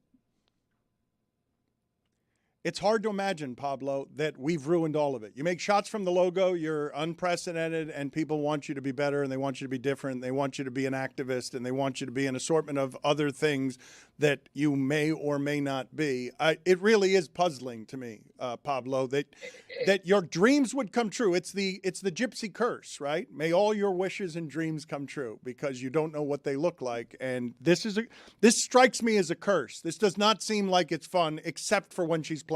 And maybe not even then, given that she's got 7 technicals and she's mad at everybody. Well, I want to make this even more focused because the on-the-court stuff in which players are mad at her and there is a racial dynamic, a flipping of the majority-minority sort of power hierarchy, that is complicated enough, but that's not new. Like, that is stuff that athletes in the past have dealt with. The thing that Barack Obama, a former president of the United States, is expressing genuine empathy for is like the idea of, man, it's rough out there on social media for you. And I think that is so interesting because nowhere, I would say politics is right behind, but like sports is the thing that's most saturated social media. And really what we're talking about more than anything is Twitter. And so there is this amplification and this funhouse opposite funhouse, this nightmare house of horrors dynamic to you are being used by bots that people don't know are bots that get aggregated by accounts that people don't know are editorially manipulating whatever the actual meaning of the thing even is. And it's being circulated in a way that creates an impression that feeds on itself. And so you have people who just genuinely don't want to engage in a conversation about her. Like reasonable people, I am one of them, just won't tweet about Caitlin Clark. Not because there isn't anything to say, it's just because it's like entering a briar patch and then getting mad at yourself for being stuck. Like, wouldn't you rather just not engage? And so that is the experience. It's being deliberately gamed by people that the platform we choose to trust, that platform isn't doing anything about it. And so you just have to sit there and watch your life being discussed in ways that materially now in the real world affect it because perception becomes reality. And that is, when you ask, like, we did it in that regard, broadly speaking, we online did do this. I think it's an internet story. Pablo, stay there. I want to play for you some Wolf Blitzer video, and I want to ask you about Mike Lombardi as well, who's gotten paid leave at North Carolina. Stay there, and we'll come back with you. This year's award goes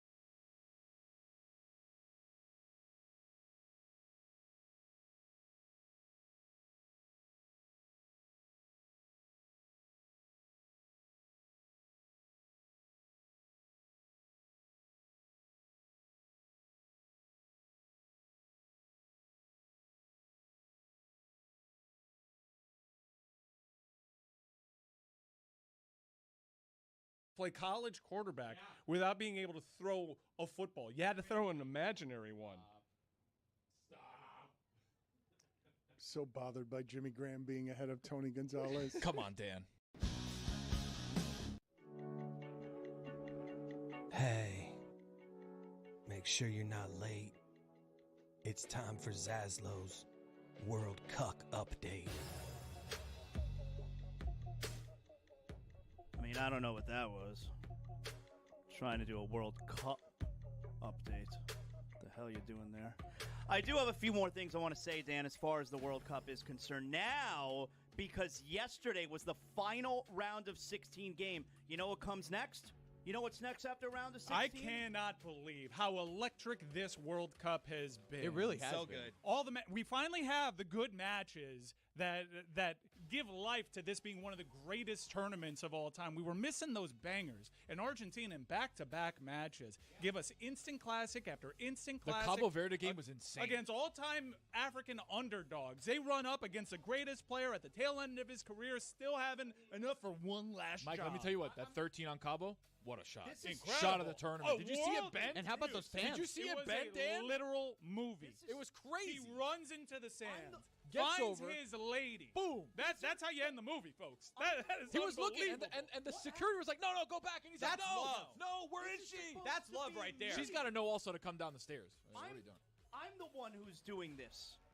Your second topic, Zaz. Do you have another World Cuck topic? Well, I'll tell you what. All right, I don't know why you're saying it like that. But anyway, I have other things that I want to talk about. You know what? You can't take this away from me. I don't know if you saw this past Monday night. CM Punk returns to WWE. After months away and all sorts of rumor and innuendo, he's not on the right side with TKO, comes back in his hometown of Chicago and beats Sami Zayn, whose title reign lasts about a week.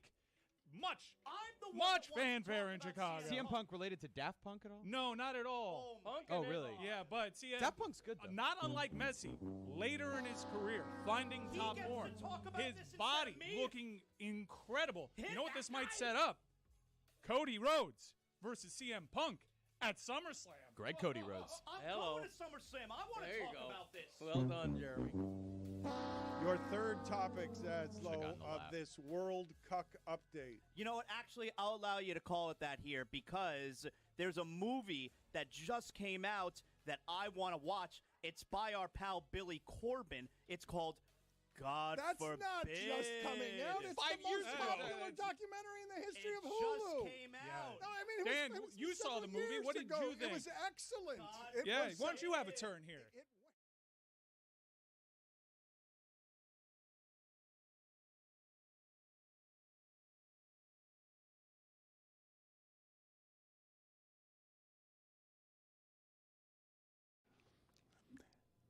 This household was nuts. James Johnson, his parents, and all 8 siblings have earned black belts of varying degrees. His father, Willie, won 10 national karate titles and 5 world championships, and his mother has captured 5 national titles. That house was nuts.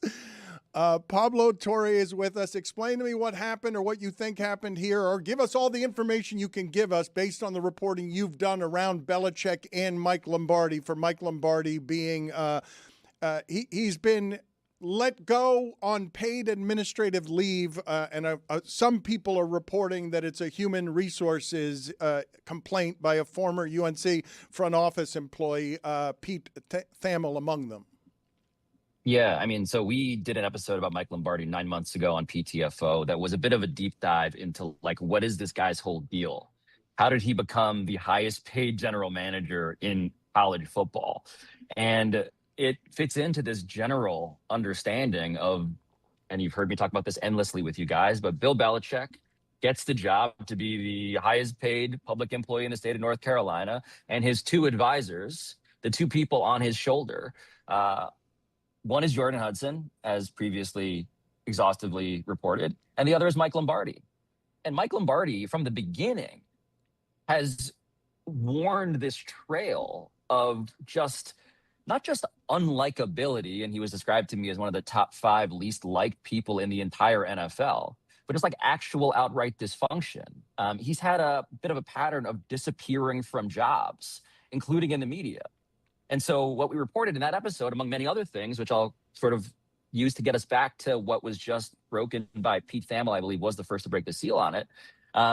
He went to Saudi Arabia mysteriously to raise money for North Carolina. We broke that story. That was last summer.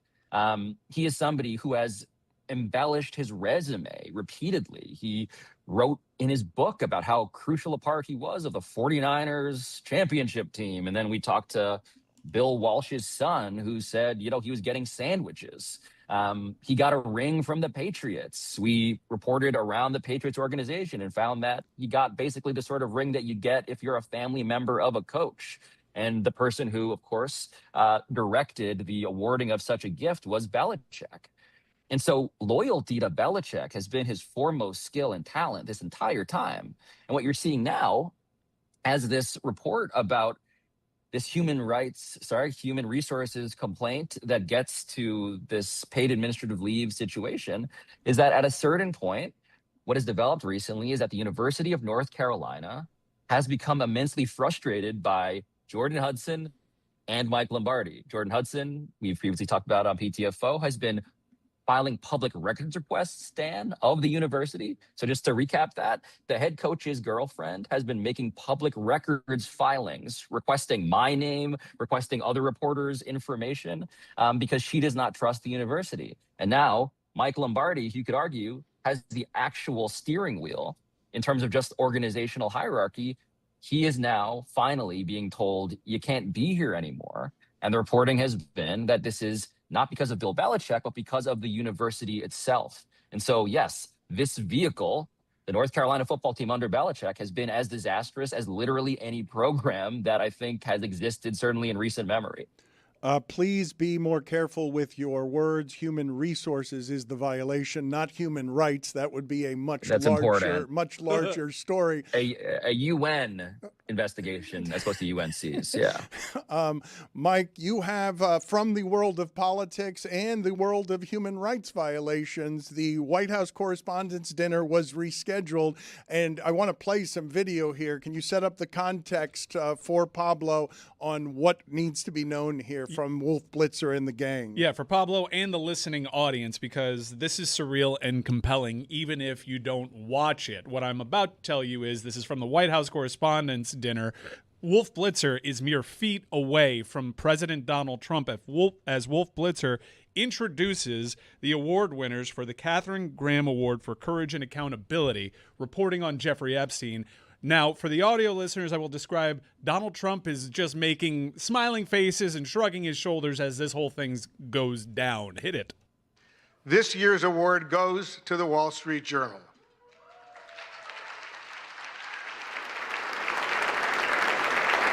The Journal's courageous reporting on President Trump's past relationship with financier Jeffrey Epstein triggered the release of the so-called Epstein files, thousands of documents that might otherwise have remained hidden from the public. And despite the president's threat of a lawsuit, the Journal published a story about a provocative letter to Epstein bearing President Trump's signature. Trump quickly filed a $20 billion lawsuit against the Journal, revealing reporter Khadija Safdar's home address. Her family had to be relocated. The Journal was kicked off of Air Force One, but the reporters continue to file revelatory stories. Please welcome the winners of the Katharine Graham Award from the Wall Street Journal.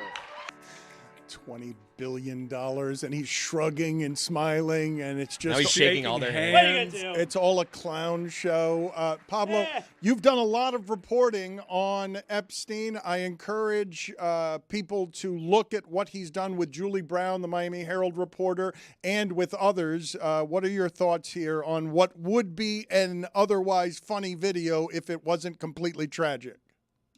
So I watched this live. I'm the sort of sicko who watches this thing because I was waiting for the main event, which was that. This was the thing that everybody in the political press and beyond was aware was going to be awkward. And what you saw was the president of the United States basically signaling to everybody that he does not see the harm in what it is that he does to our country. And I say that kind of smiling because the video is hilarious, right? Like he had a choice. Donald Trump had a choice. Would you scowl or would you shrug? Would you, even maybe walk away? Or would you stay and shake hands? And all of it has the feeling of a guy for whom this all feels like pro wrestling, even the stuff that you'd imagine would be most damaging, which is to say that the Journal reported in the Epstein birthday book, which you've exhaustively talked about on my show, an illustration drawn by Donald Trump that he then sued over, claiming that it wasn't drawn by him. It was, may every day be another wonderful secret, is what he wrote, or paraphrasing that, to Jeffrey Epstein in the birthday book organized by Ghislaine Maxwell. But here's the subtext to all of it, Dan. If you watch the whole thing, which I unfortunately did, Donald Trump he shows up there, right? Because he wants nothing more than to be liked by the media. Like that's the real bizarre relationship here. It's that he will sue media organizations. He will intimidate the freedom of speech being practiced by people who are trying to bring the truth and the public interest to our country, which is what the Wall Street Journal, which is not known, by the way, as a liberal rag, to be clear, that's what they did. But at the same time, he just so desperately wants people to like him. And I know that because in his speech, which was an hour and a half, roughly, he explicitly said, basically, why don't you like me more? I talk to all of you guys. Why don't you like me? And he was saying it with a bit of a smile again, but it just revealed what this is all about, which is he wants to walk into a room and feel like anyone there is a fan of his. And even the reporters who reported that stuff about him, that was his mode that he went to, which made everybody feel like they're going insane because that's the only priority across his entire political existence he has ever had. Pablo Torre Finds Out is the name of the podcast. It is exploding. Everyone loves it. High praise from every corner of the universe. Thank you, Pablo. And I urge you to check out what he's done on Epstein because that stuff is also very thorough, very interesting, and it's not stuff that I've seen in a whole lot of places. So his library, his catalog is very impressive. Thank you, Pablo. Good talking to you. Thank you, Dan. Appreciate it. I'm going to give you an item from Sam Quinn of CBS on LeBron before moving on to other subjects. 37 players in the NBA last season touched the ball at least 68.4 times per game. Weird number, that one. 5 of them play for the Sixers. It's Maxey, it's Edgecombe, it's LeBron James, it's Joel Embiid, it's Jaylen Brown. It's going to be fascinating. It really is, to see whether this thing works or it implodes. Before we get to Gearhead, Mike is making subtle allusions here that it is time to get to Gearhead. I'm not ready quite yet to get to Gearhead. I have, for your perusal, for everyone's perusal here, 5 football stories, 5 of them. And I want you guys to tell me which is the most interesting of the 5 American football stories. 1, Aaron Donald is going through the regimented process of trying to rejoin the Rams. Kyle Shanahan has been in a terrible accident that got 40 stitches on his face. It broke his nose, his ribs, his hand. He got a severe concussion. He's not even capable of actually running his team. 40 stitches on the face. You look like Frankenstein. You think 40 stitches on the face is worse than ribs broken, nose broken, hand Yes. broken? Because that's one hell of an accident, and the severe concussion is terrible as well. Tyreek Hill says he has no power in his leg and has, it looks like, no free agent value a month before or less than a month before camps open. Tony Romo quietly gets an OWI, which I don't know what that is. I just thought it was DUI or DWI. I don't know what an OWI is. Operating?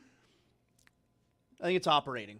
Do you guys know what an OWI is and the difference between an OWI and a DUI and a DWI? Because the only classifications I have heard are DUI and DWI, and I don't know what an OWI is. I don't know, Dan. And then the other one is Diego Pavia being released by the Ravens before they've even thrown a football. Like, he went out there the way Tony went out to FIU and threw an imaginary football, and then they waived him. And this whole Pavia experience, man, if you're a cocky quarterback, you better be good. Like, if you're going to be the guy who wants to break all the Well, if rules. they give us the balls, we can actually show us that we're good. Like, what am I supposed to do? Throwing an imaginary football? Better be taller than Shakira. It seems that OWI and DUI are just based off states. Like, they're just referred to as different things. But am I right? Is it operating? Yes. Operating while intoxicated versus driving under the influence. Yeah. It's just state by state. They call it different things. Which is the most interesting of those stories? Do we have different votes, or does the group have a uniform and consensus number one from among those five? Shanahan. Next time we see him, it's like Frankenstein. That's not even the interesting part about it. It's who replaced him. Does America understand who replaced him? Because this is quite the comeback story. I'm willing to do a Metal Arc documentary on this and a 30 for 30 if anyone's interested, because this is a story of real redemption. And I did not see a path all those years ago when the only story that the Miami Dolphins produced in a single season that made national headlines was an offensive line coach who was snorting cocaine or a powder that looked like cocaine off his desk while sending it to a sex worker in Las Vegas because cocaine and sex evidently is a magical combination. Right. I mean, that stuff has happened before in sports, but rarely do you ever have video as compelling. That's what kind of separated it. I mean, he had those grains in his nose. Selfie mode in like a meeting room. The big grains. Chris Forster is his name, and he deserves to outlive the shame of that. I just didn't think he would. You know about those big grains?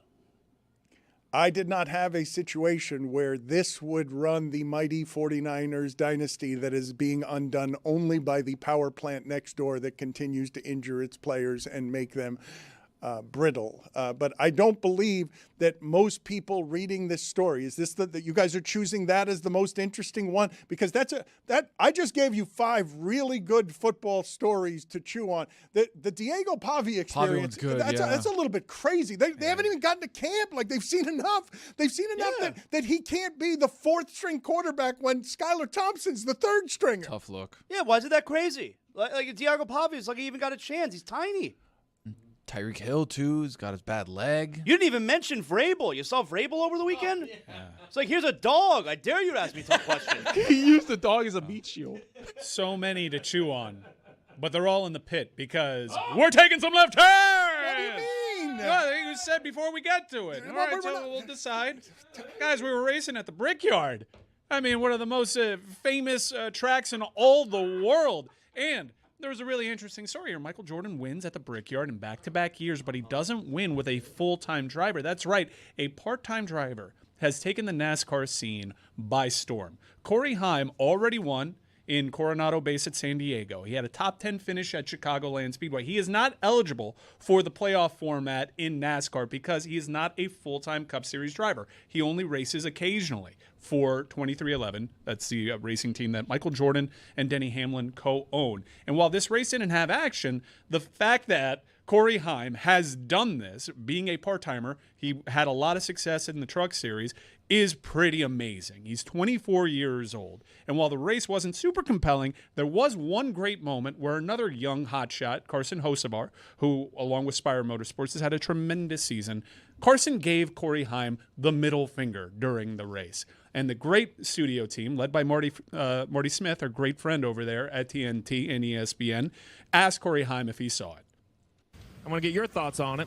You and Hocevar, well documented. You've raced each other very hard over the time. Well, right here, I want to know, did you see this? Nope. I thought you would be looking at your commitment line, but your mate came by and told you were number one. Handed them a big fat L after that one. Heim time, talking that shit for every lap. Keep it fun. Keep it Cuervo. Chris Cody, did you have a vote for me? Aaron Donald snuck under the radar with all of you guys there. What was his story again? Yes, I wanted the headline. What was it? That he has to go through a regimented process. The Rams are in the process of going through a regimented process to bring him back after 2 years of retirement. That is horrifying if you are an offensive line and it's Myles Garrett and Aaron Donald. Like, that's just, it's not in any way reasonable. It's not fair. I don't understand how the Rams can afford this. The Rams also have now, they've replenished their cornerbacks when they were, we can say they're a punt return away from being what the Seahawks were, right? Like a punt return or a bounce in that just the most spectacular Thursday night game in the history of Thursday night games was the Seahawks coming back against the Rams after being dominated by the Rams, and the Rams going from a 1 seed to a 5 seed, and they replenished the Rams came as close as you can come without being in the Super Bowl to having a team that we would all acknowledge is worthy of the Super Bowl, including having an MVP at quarterback. Aaron Donald finds this enticing enough. That seems like an unpleasant position to play. Finds this enticing enough after 2 years to say, you know what? I want back in the game, and I want back in the game because of how easy Myles Garrett is going to make things. But we have to break away from that story to show you Mike Vrabel entering a press box or entering a press conference with a dog as a meat shield, daring anyone to ask him a tough question when he's got the dog cradled under his right arm. Let's show this, please. That time of year.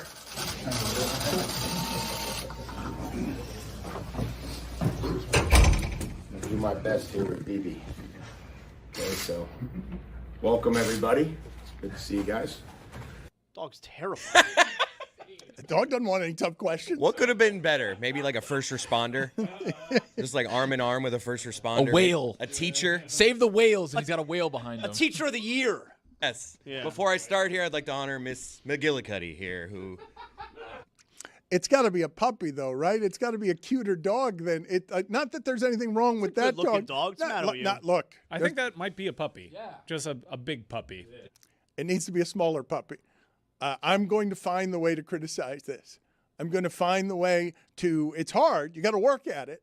But he could have chosen a better dog. He could have chosen a dog that would have made the questions even softer. So you're taking issue with the type of dog. If you want to have the correct dog, if you want to have the correct dog, that is correct. That is what I'm doing. You are zagging, my friend. That is correct. If you want to have the correct dog, it has to be a dog whose paws are too big for its body. It has not yet learned how to walk correctly, and its paws make it a little extra clumsy. That dog doesn't look like it's clumsy enough if it were somewhere other than under the armpit of the disgraced coach of the New England Patriots. Now, as he entered the room, he said it's that time of year again, which leads me to believe that this is a move that he has done before. However, he must have been really happy with the timing of that time of year this year. Do you think the debate is do you come out with a puppy in that spot to avoid the tough questions, or a Make-A-Wish kid? I'm going to go with the puppy. Maybe you have like chocolates for everyone. You just start walking around the room. Here, have a chocolate. A tray, like a tray of gourmet chocolates, like the finest, not just regular chocolates, not just, you don't want like a Halloween bowl filled with like little Snickers snacks. You want to have high quality, the gourmet chocolates. The question I wanted to ask you guys around the Kyle Shanahan story is, Have you ever heard of a coach being disabled before a season starts from being able to coach his team because he gets into an accident so severe 2 months before the season that he has a broken nose, a broken hand, broken ribs, and 40 stitches on his face, and a concussion so bad that we need someone else to run the team while he recovers? Like, what kind of precedent is there for that? The Showtime Lakers. I was going to say, I just watched that a few weeks ago for the first time. That's almost exactly what happened. He was like 15 games. It was a bicycle accident, right? It was it wasn't a car accident with an SUV, right? But it was a bad enough accident that is that how Pat Riley got his chance? That is correct.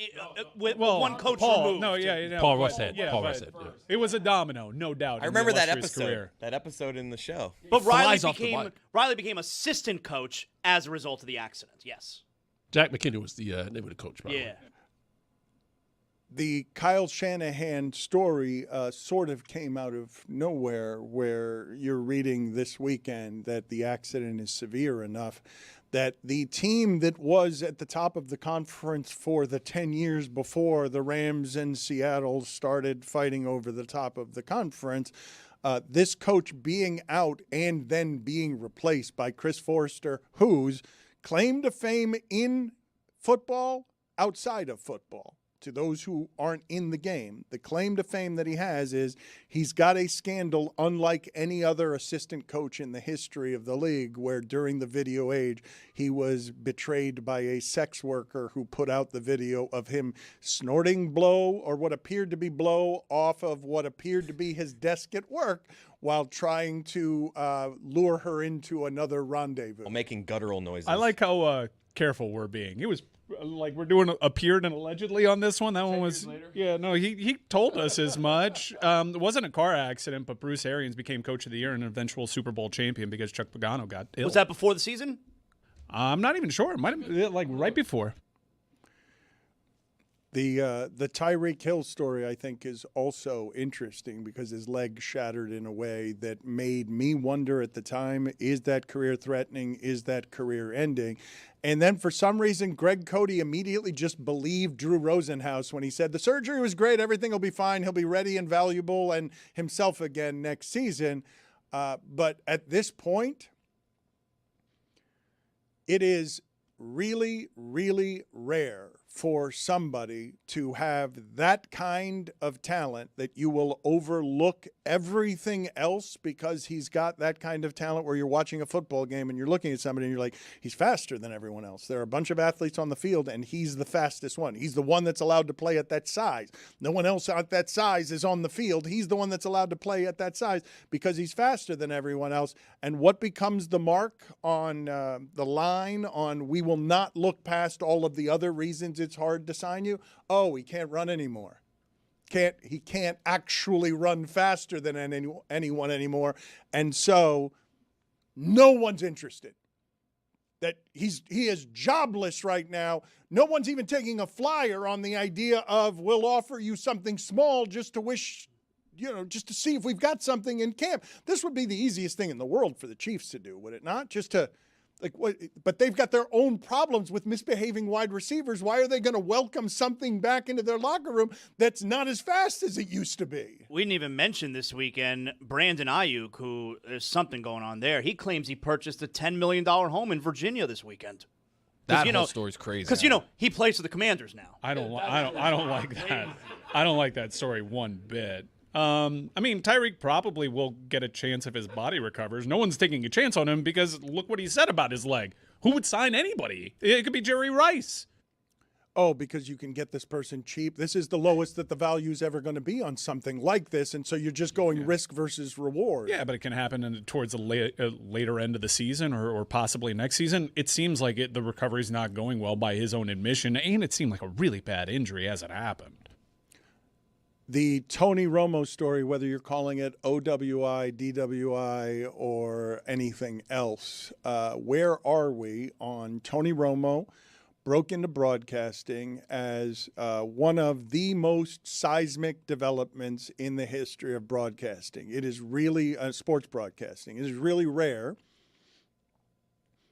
for someone to start as a novice on broadcast television on one of the single greatest platforms and immediately get nothing but applause when the person has no experience. And the reason he was getting nothing but applause is because this is the primary reason. It's not just his affection for the game or his enthusiasm. The primary reason was that Tony Romo is the first guy I've ever heard in the history of sports broadcasting who was so recently in the game and had such fluency for what it is that he was watching that he was impressing everybody by telling you what was going to happen before it happened. There has been nobody in the history of my sports broadcasting watching that has been able to do what Tony Romo did. But the evolution of the game changes so much that once he lost that parlor trick, almost immediately, what was Tony Romo's stock started going down with everyone, including his employers, who reportedly had an intervention because they didn't think he was working hard enough at what he was doing. But why would you if you were getting tens of millions of dollars and you come out with a splash? And there's never been a novice of any sort in broadcasting who gets that much applause for, like, I can't believe how good he is at picking plays before they happen. It's like, this is easy. Wow, you just want me to go up here and say what I see? All right, cool. Yeah, now he's kind of entered the John Madden realm of, I'm just tuning in for the guttural noises. Yeah. Has his star diminished enough that you guys are thinking that whatever it is between him and Nance that make them one of the premier broadcast teams in the league, but no longer the premier broadcast team in the league by observers, that you think, given that his employers had to stage what was called an intervention to get him to work harder, now you have an incident like this that doesn't have, obviously, the kind of shame that would end someone like Mark Sanchez's career, but it has a shame involved that if you were looking for a reason to get rid of somebody, this kind of publicity is reason enough. They were the unquestioned leaders as far as best booth that people tuned in on. Now I think, Buck and Aikman, who are calling a Super Bowl this year, I believe, pass them. Mike Tirico, Collinsworth ahead of them. And one of the forgotten storylines as people weighed in with a ton of Tom Brady takes yesterday was a forgotten part of last season where Tom Brady really improved towards the latter part of last season and was actually pretty spectacular for the bar that he established in the postseason. Can we talk a little bit about what we talked about briefly with Jessica last week, where I've always found what I'm about to say interesting, okay? Over the course of my sports lifetime, generally speaking, the very best at something, whether it's Derek Jeter or Michael Jordan, somebody who's regarded as the greatest in their sport, when those people aren't actually interesting in interviews or as personality types, when the excellence is just on the field, the marketers, the managers, all of those people will make it so that their story gets told in a way that makes them greater and more interesting than they are. Nike went and got Spike Lee to make Michael Jordan's commercials. Michael Jordan has never been terribly interesting as a talker. Michael Jordan is interesting as a player. His art speaks for him. But this has been the case for a lot of great athletes. We'll write the mythology around them, okay? This is something that we do. And in those instances, them being reclusive or mysterious serves the mythology. Let the writers, let the storytellers handle the storytelling. You just handle the play. We've got the marketing. There's been a backlash against Tom Brady because he's a little too available. Tom Brady in the social media age is coming off as, hey, you're like Michael Jordan when he was wearing the dad jeans. We want you to be more excellent than that. We want you to be less available to us. We don't want to see you everywhere cheapening your excellence by doing a bad bit with Logan Paul. What's happening with Tom Brady, where now that the broadcasting has actually gotten a little better and isn't terrible, now the coolness is dripping away where a whole lot of people are, I'm seeing too much of you. I'd like to see a little bit less of you. I think it's a little bit of midlife crisis. I really do, where he's trying stuff. He wants to do stuff that he has never been allowed to do, essentially. I mean, look, he's only got one life. We only have one life. And 20 years, whatever it was in the NFL, he wasn't allowed to do any of this crap. And now it's just like, you know what? F it. I want to have a little bit of fun, even if it makes me look weird. I mean, that continues something that carried on in Tampa, where it seemed as though, all right, I did the Patriot way for long enough, and what Zaz is saying appears to be playing out. The wrestling thing is a little weird. Yeah, that I think is weird. I don't know if he'll get talked out of that, but I know people that swear by Good Nut, that he is sitting on an empire with what he's doing there. He's leveraging his name recognition. I like his athletic wear line. I like Tom Brady, and I think you mentioned Michael Jordan. He's that class. We should stop saying you're the Michael Jordan of something, because that's open for debate. In American football, king sport in this country, Tom Brady passed that 6 rings thing, and he did it at an age where we've never seen possible. He's the greatest. Zaz, you know about that Good Nut? I don't, actually. The business that Tom Brady believes in, that keeps him very young and keeps him nutritionally sound, that he swears by. Like, he does absolutely have some health secrets that I think are worth admiring, because he played till 45 years old in football and clearly had some science help. Whatever it is that he was doing organically, he had some help there that actually proved to be visionary. He's ruined it for every other elite quarterback that was his contemporary. We hold it against him that they can't do what Tom Brady did. Aaron Rodgers is being looked at as sad. Oh, look at how you run out onto the field as a New York Jet. Look how washed Drew Brees was towards the end. The only guy that ever came close to impressing me as much as what Phillip Rivers did last year, which is still not talked about enough. Phillip Rivers coming off of the couch, having the body as if he had been on the couch, still having the Cheeto crumbs on his fingers when he would throw some of those out routes. He went down to the wire at the eventual Super Bowl champions. Look at the stats from that game. The thing that I wanted to address, though, as it related to Tom Brady, we like our immortals to be immortal, to feel immortal. And I've got a couple of friends that I make fun of because they live over here in what I call Sad Dad Village, where it's just a bunch of divorced dads. We know a little bit too much about his life. We know a little bit too much about the jiu-jitsu instructor. We know a little bit too much about the fact that he's wandering the earth right now as a single man. And it's not something that looks quite as excellent as his immortality. We can agree on that, right? Like there's next to nothing that he can do that looks as excellent as his immortality. But I think Mike's, if not alone, I think Mike's in the minority on both liking Tom Brady and liking what he's doing right now. I think a lot of people are doing a recoiling and a judging about some of the things that Tom Brady is doing in public. If I'm arriving at the conclusion that people want to see a little less of Tom Brady. I think the Logan Paul was the tipping point. I think that has really started this conversation. Because people don't like Logan Paul? It's weird. Like, what? Wait, hold on. You're collabing with the YouTube guy, Logan Paul, who everyone believes is unlikable, and then you add in the WWE part. I think it's his version of acting. Like, he's not a movie star. He's not going to be in movies. But, oh, wait, WWE, that's acting. I could do that. He's totally going to spin that to a win. If it goes, how ridiculous is it going to be to watch Tom Brady in some sort of wrestling match against Logan Paul? He's going to wrestle Logan Paul in Saudi Arabia. Everybody is going to be into that. Everybody is going to be curious. It is going to get people talking.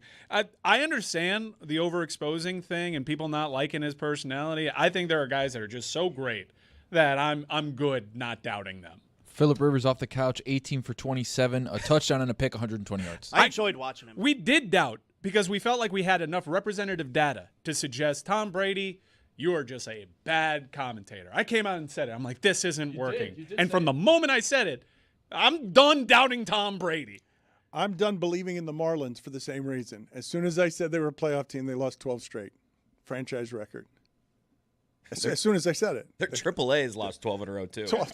Oh my god. That can't be true. It's true. Yesterday they were up 3-0 headed into the 8th. They allow a 4 spot in the 8th. They've lost. They got swept by the Padres. They got swept by the Brewers. These are good teams. They got swept by the Guardians and they got swept by the Astros. Less good of a team, but they got swept by everybody, and it's 12 straight losses. Has there been a losing streak that long in baseball this year? This is a franchise record. The Marlins they've had some bad teams. They've never lost 12 in a row before. Has there been a losing streak that long in the sport? There are a number of things about the sport in its present form that I don't understand. Salvador Perez being the Kansas City Royals home run leader over George Brett is something I will never accept. He's still playing? Yeah. And he looks exactly the way that he would look if he were still playing in like the Venezuelan league or the Mexican league or 10 years past his prime. Let's call it chunky and leave it at that. He's the Royals' career leader in home runs, and that's morally offensive. You can't put that ahead of George Brett. It's simply wrong. Very few baseball things come across my desk, Dan, and one thing that came across my desk this weekend, I don't know how to pronounce his name. Mizorowski? Is that Jacob Mizorowski striking out the first. He threw 112 miles an hour? No, that can't be right. He threw 112 miles an hour. That's not it. You read but it the guy wrong. went oppo. Might have been 112 100-mile-an-hour pitches. That's more likely. There is no chance. There's no way. There's no right. Tony. 111 miles an hour. I understand your confusion. It came across my desk, Dan, though, so I got to check. You read it wrong. It's Your incorrect. desk is stupid. My desk? Yeah. I've seen your desk. Your Yeah. desk is stupid. I'm not saying things like someone's throwing 112 miles an hour. Your desk is stupid. The person that passed me the paper, not Put me. it on the poll. Is Tony's desk stupid?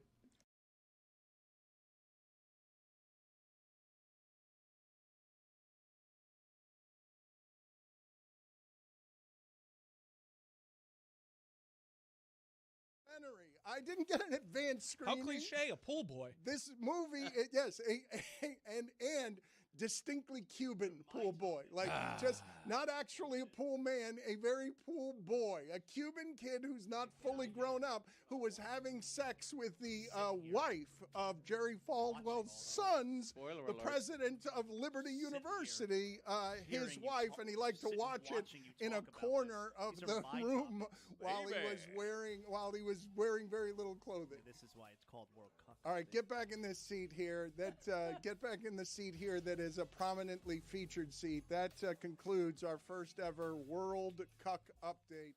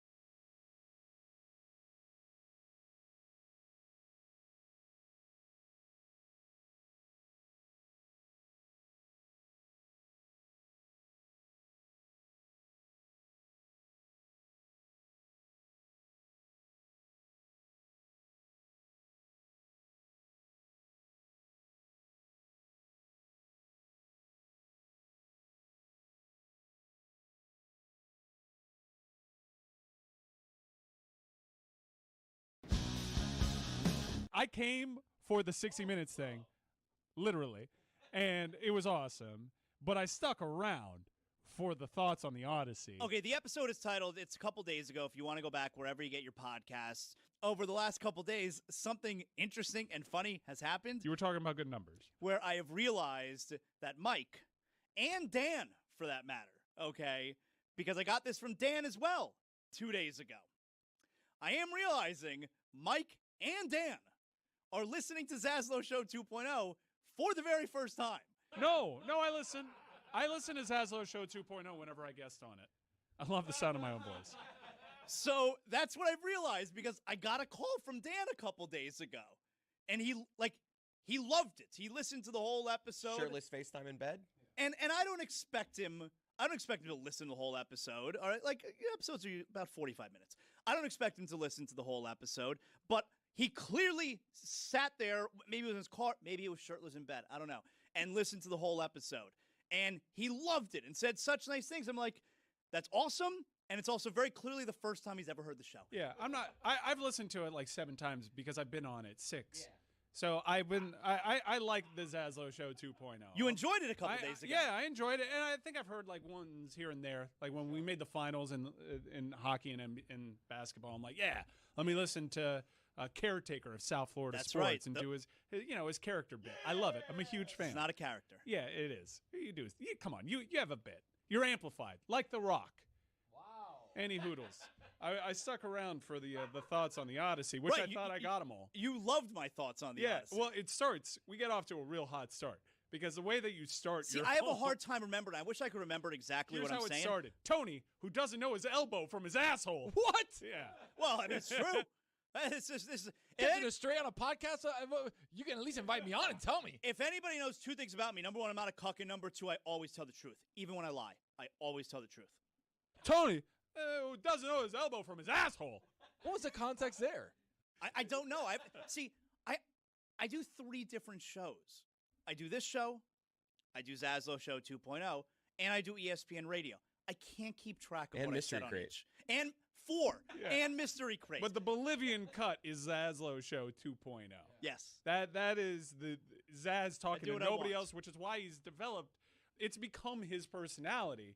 The reason why he creates all these different voices, and he's having a conversation with himself. Yeah. And so he has like these really eccentric parts of his personality that are essentially a cast. Yeah. It's a one-man ensemble. It's great. I'm a big fan. And when you said Tony doesn't know his elbow from his asshole, I'm like, all right, I'm in. But then you started going down your review of the Odyssey, and I was familiar with some of the takes. What a movie. But then I found out you were a racist. What? Yeah, you were a racist. Why would you say that? Yeah, now I could be mishearing Why things. would you say Yeah, it? why would you Why be would a you racist? say that? Why are you a racist, dog? Why are you making things up? All right, so for the audience, we did clip this section where, You that- better not be taking me out of context here. No, If you're no, gonna no. play I'm something. applying all the context I possibly can. I wasn't in right. charge of grabbing the context. All right. But I was in charge of being the driving force of calling you a racist. So what am I talking about here? Play the clip. People are having a go at the movie for 2 reasons. Number 1, for Lupita Nyong'o. Do you like breathing hot neck on the neck of hot? Wow. Are you turned on? Do you like Dangling. breathing hot neck? What's going on here? Do you like Sexy. breathing hot neck? You have been dry humped many, many times. Intimate. You have been dry humped Wow. many, many times. Little pelvic thrust situation. I like that. Have you ever consoled a naked man before? What does it feel like to get dry humped? I saw pee-pee. I've never consoled a naked man. Breathing hot neck. I've never consoled a naked man. Many, many times. I saw pee-pee. People out there, stop sending me pictures of the hotel rooms with the chair, okay? Stop sending those to me. I like that. I like that. He was naked. Intimate. Dangling. I would hold that thing really tight. How would you do it? What's going on here? Do you like Sexy. breathing hot neck? Do you like breathing hot neck? I've been dry humps. You never know. I've been dry humps. Many, many times. I've never consoled a naked man. Have you ever consoled a naked man? I've never consoled a naked man. Many, many times. You never know. I like that. You know what I'm talking about? Okay, are you guys ready? Because this is very exciting. This would have been the top 10.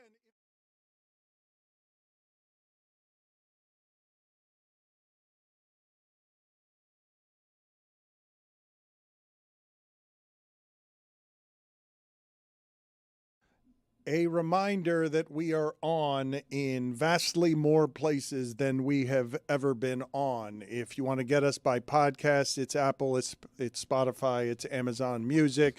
It's also as a radio show on Sirius XM Channel 85. You can watch us, the video of this show, on YouTube, obviously, but also Peacock and NBC Sports Now, Monday through Friday from 12 to 3 Eastern. And also, if you want to join us in the future, it's not just DraftKings Network. It's Samsung TV Plus, the Roku channel, Vizio, Watch Free Plus, and an assortment of other places as people fracture and splinter how they consume this stuff. And people are now making their own menu on how they watch and consume this stuff. So thank you for wherever it is that you may.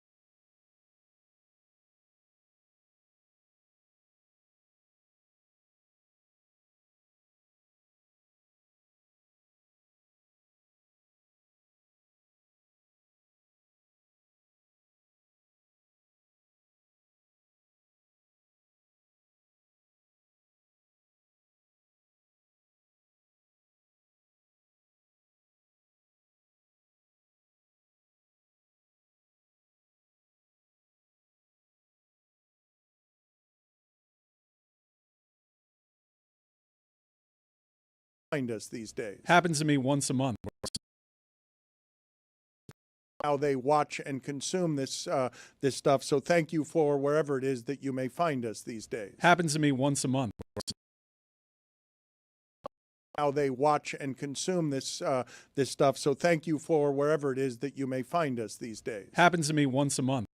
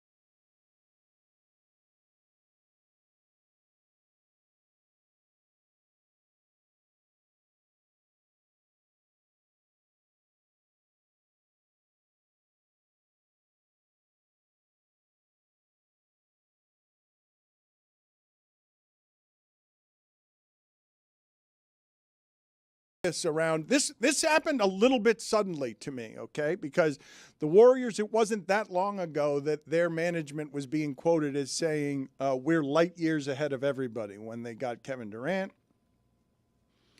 And the offseason was brutal enough that I think it's fair if the conversation in the Bay Area is, hey, when are you going to get Steph some help? You guys going to get Steph some help? What are you guys doing with Steph?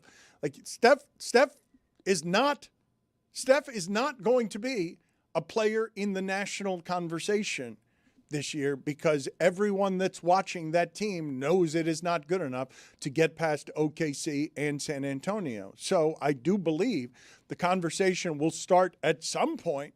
Is Steph intending to end his career there? Because they've got a lot of people that they have to get. When you look at Klay Thompson's probably going to be a member of the Miami Heat. Forgiveness, please, for those of you who climbed on me because I said Klay Thompson has bounced around the league the last couple of years. He's just been bad in Dallas. It just felt like he's been bad in a lot of different places, but it was just Dallas because it was a traveling road show. Dallas would go to other cities, and I just saw it bouncing around the league. His shots were also bouncing around the league. Like, it was the worst season of his career, but Draymond is old. Klay is old, Kevin Durant is old, and Steph Curry is old, and now Steph Curry stands alone at what used to be a champion that has fallen out of the playoffs in that conference. I think it's fair to question, hey, how'd you go from light years ahead to light years behind? I think they're going to stink. I think they're going to stink this year. And if they stink, then or certainly around the trade deadline, that's going to be a conversation. Unless he comes out during training camp and says, I'm fully committed to ending my career here. My guess is he is fully committed to ending his career there. The reality is the Warriors should trade him, all right? Like, it's a very similar spot that Giannis was in Milwaukee, where what's actually best for both the player and the team is to trade Giannis. You're past the point of being able to win with him because you've traded away all your assets. The Warriors, it would expedite in a hurry that next phase after Steph Curry's done. If they were to trade Steph Curry, you would still get a lot for Steph Curry if you traded him this year. So I believe Curry will absolutely want to stay in Golden State. Golden State should consider at some point trading Steph Curry. If you're light years ahead of everybody, as you have claimed, you absolutely trade him, because I don't believe that you still have the window open on getting him the things that he would need to compete this year. But let's bring in somebody who knows more than us on these subjects, former front office insider Amin El-Hassan. Let's bring him in to talk about the idea of what kind of haul does Steph Curry get right now? Because I want to make the argument that Steph Curry is worth more to other teams than he is to Golden State, but the sentimental value of having that kind of star, the announcement your organization makes to its customers, getting rid of that guy, that one hurts in a way that's unusual. That one hurts more than most players leaving most teams, given that he's the scrappy underdog, the small guy, the best shooter in the history of the league. I mean, what are your thoughts on what it is that we're presently discussing, that the next freedom that's going to be sought by a major star player in that league that's going to be coveted and create a lot of talk is Steph Curry? Yeah, so the Warriors in Chase Center, Dan, have these suites. They're called bunker suites, in which you're not even outside. You're underneath the bleachers inside this personal place where you have a personal chef, a sommelier, and a big jumbo screen that can play 9 different games or 1 different game. And the trick is with these bunker suites is that they actually do have a set of seats out in the lower bowl if you want to go back, pop up, and watch the game. But they're kind of like in the 7-8 rows off the floor, not like your typical luxury suite. These seats have cameras over them so that when you're in the bunker, if you want to say, I want to watch the game, but I don't want to watch the TV broadcast. I want to watch what the game would look like from my seats if I was sitting in those seats. They hit a button, and that wall of screens in that bunker turns into the actual view, meaning you can see both baskets. There's no camera pan. It's like you're sitting out there. They don't do that for D'Angelo Russell and, what's his name? Bobby Portis to be running up and down the floor. They do that because people pay a ton of money to see Steph Curry. There is so much money that's being made by the Warriors by just having this dude there that any conversation about, oh, they should trade him, you're out of your mind. There's no way they're trading him, not until he says, get me the hell out of here. I hate it here. But that's the only time they're going to move. But my question, just like Zaz, the value is now. So they'd get a haul for him. They would get a haul for him. And I know that that organization has been a nowhere franchise before he got there. So I understand. I am not confused about what you're saying his value is. I'm just telling you his value drops elsewhere from now going forward. Like, if you're an organization who's interested in making your franchise better, now is the time to do this. Dan, what I'm telling you is you're telling me his value basketball-wise. Yes. That sounds real sportsy. And I'm telling you that billionaires love money more than anything else. The guy brings in money, even as his basketball value may become zero maybe this year or close to it. He makes so much money for them, they are going to ride it till the wheels fall off. So, when we get the report then over the weekend, I think it was Tim Kawakami out there at San Francisco Chronicle that says Joe Lacob is focusing on what the roster is going to look like post-Steph Curry. Well, that's not true then. No, you can do that without trying to trade Steph Curry. No, but I'm saying if you are actually focused on what the roster is going to look like post-Steph Curry, right? Like this would be the way to go about that. Zaz, are you focused on your financial wherewithal beyond this year? Not really. Beyond 2026, you're not? No. Okay, is anyone? Okay, this is called a yes and, guys. Can someone raise I have their a hand? 401k. Okay, thank you. I'm worried about retirement and all right, Mike. Future finances. Mike, are you? I'm you're sorry I focused on screwed your that future. Yes. But Mike, you're focused on your future. Yes, sir. Mike, are you actively trying to sell your house right now? Because the value is great. No. Okay. Guys, this isn't hard. It's a business. I know you guys are like, team, sports. It's a business. That's me. And if the basketball is not outweighing the money, then no one is going to make a move unless the basketball says we have to make a move. And what that means is Steph Curry walks into Joe Lacob's office and Mike Dunleavy's office and says, guys, I can't do this anymore. Now, that might be coming soon. We all know Steve Kerr came this close to not coming back. And I don't think Steph Curry has a great desire to play for someone not named Steve Kerr. But having said that, until that happens, they hold on because every last dollar matters. But what if it's a Father of the Bride 2 situation where Eugene Levy tries to pay you double what it's worth? Yeah. I'm not looking to sell my house, but if someone comes over and tries to offer me triple for the house, I start considering. What does that look like in basketball terms for a 38-year-old who's due to make $63 million? Man, that guy can play till he's 60. There are Sure. good bones on By that the way, house. That's $63 million. That's a one-year deal, right? He's like, you can't extend him. He's not extension eligible. And by the way, there's no promise that if I overpay to get Steph Curry that he's going to want to stay. There's risks involved with this that kind of mitigate how good of a package they could get in return. Let's do Stugatz's Amin's weekend observations. We It can is just time for Amin. to share his game notes. No one in the media will tell you what happened better than my boy. Amin. What are the ethics on that? If we just clip his and play him here, is that cool? No? Okay. Weekend Observations is brought to you by Miller Lite. Legendary moments start with a light. I just figured, we're doing twice the work. We could just... Dan! LeBron announces he's going to Philly. And the world goes to shit. Everyone lost their damn minds.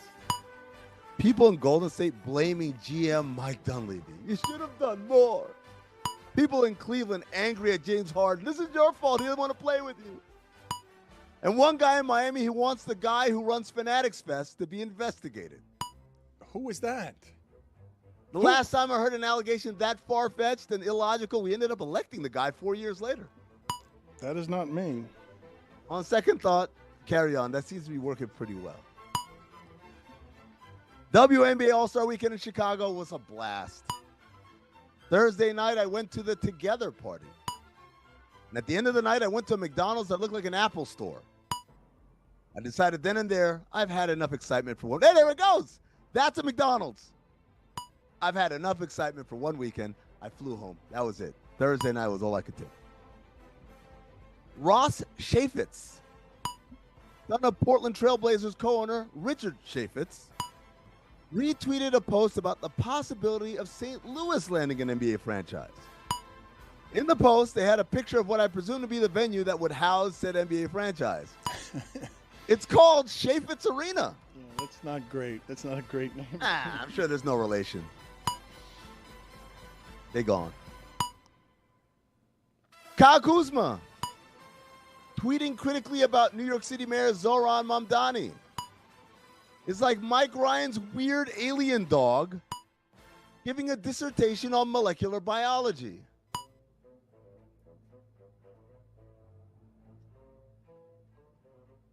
Why you keep going after Mike Ryan's beautiful dog, Roma?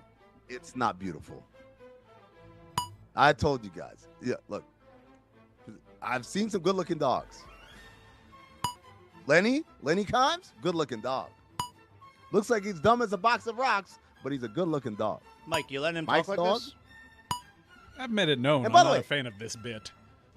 While we're on the topic of dogs, why would a dog be a meat shield? Like, are we not going to ask questions because a dog might get upset? Oh, no, they asked about the infidelity. Ooh, the dog doesn't speak English, guys. You can ask away. It's not like bringing a child. You can ask whatever you want.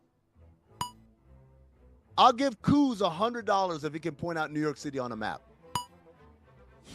Without using AI, of course. It is funny. If I tell you somebody's headed into the political sphere with a lot of opinions, it's Kyle Kuzma. That's a funny name to give you. Like if I chose all of the names in all of sports and told you, hey, you know who's down on Mondani? Kyle Kuzma. I think there's something weird going on with Kuzma's Twitter. What do you mean by that? Maybe he's like putting topics through ChatGPT or something. I don't know. Of I think course there's he something weird going on. Okay. Right? Yes. Okay, all right. Can we throw the tweet up back for a second? I know that's hard to go backwards, but like, look at the language. Yeah.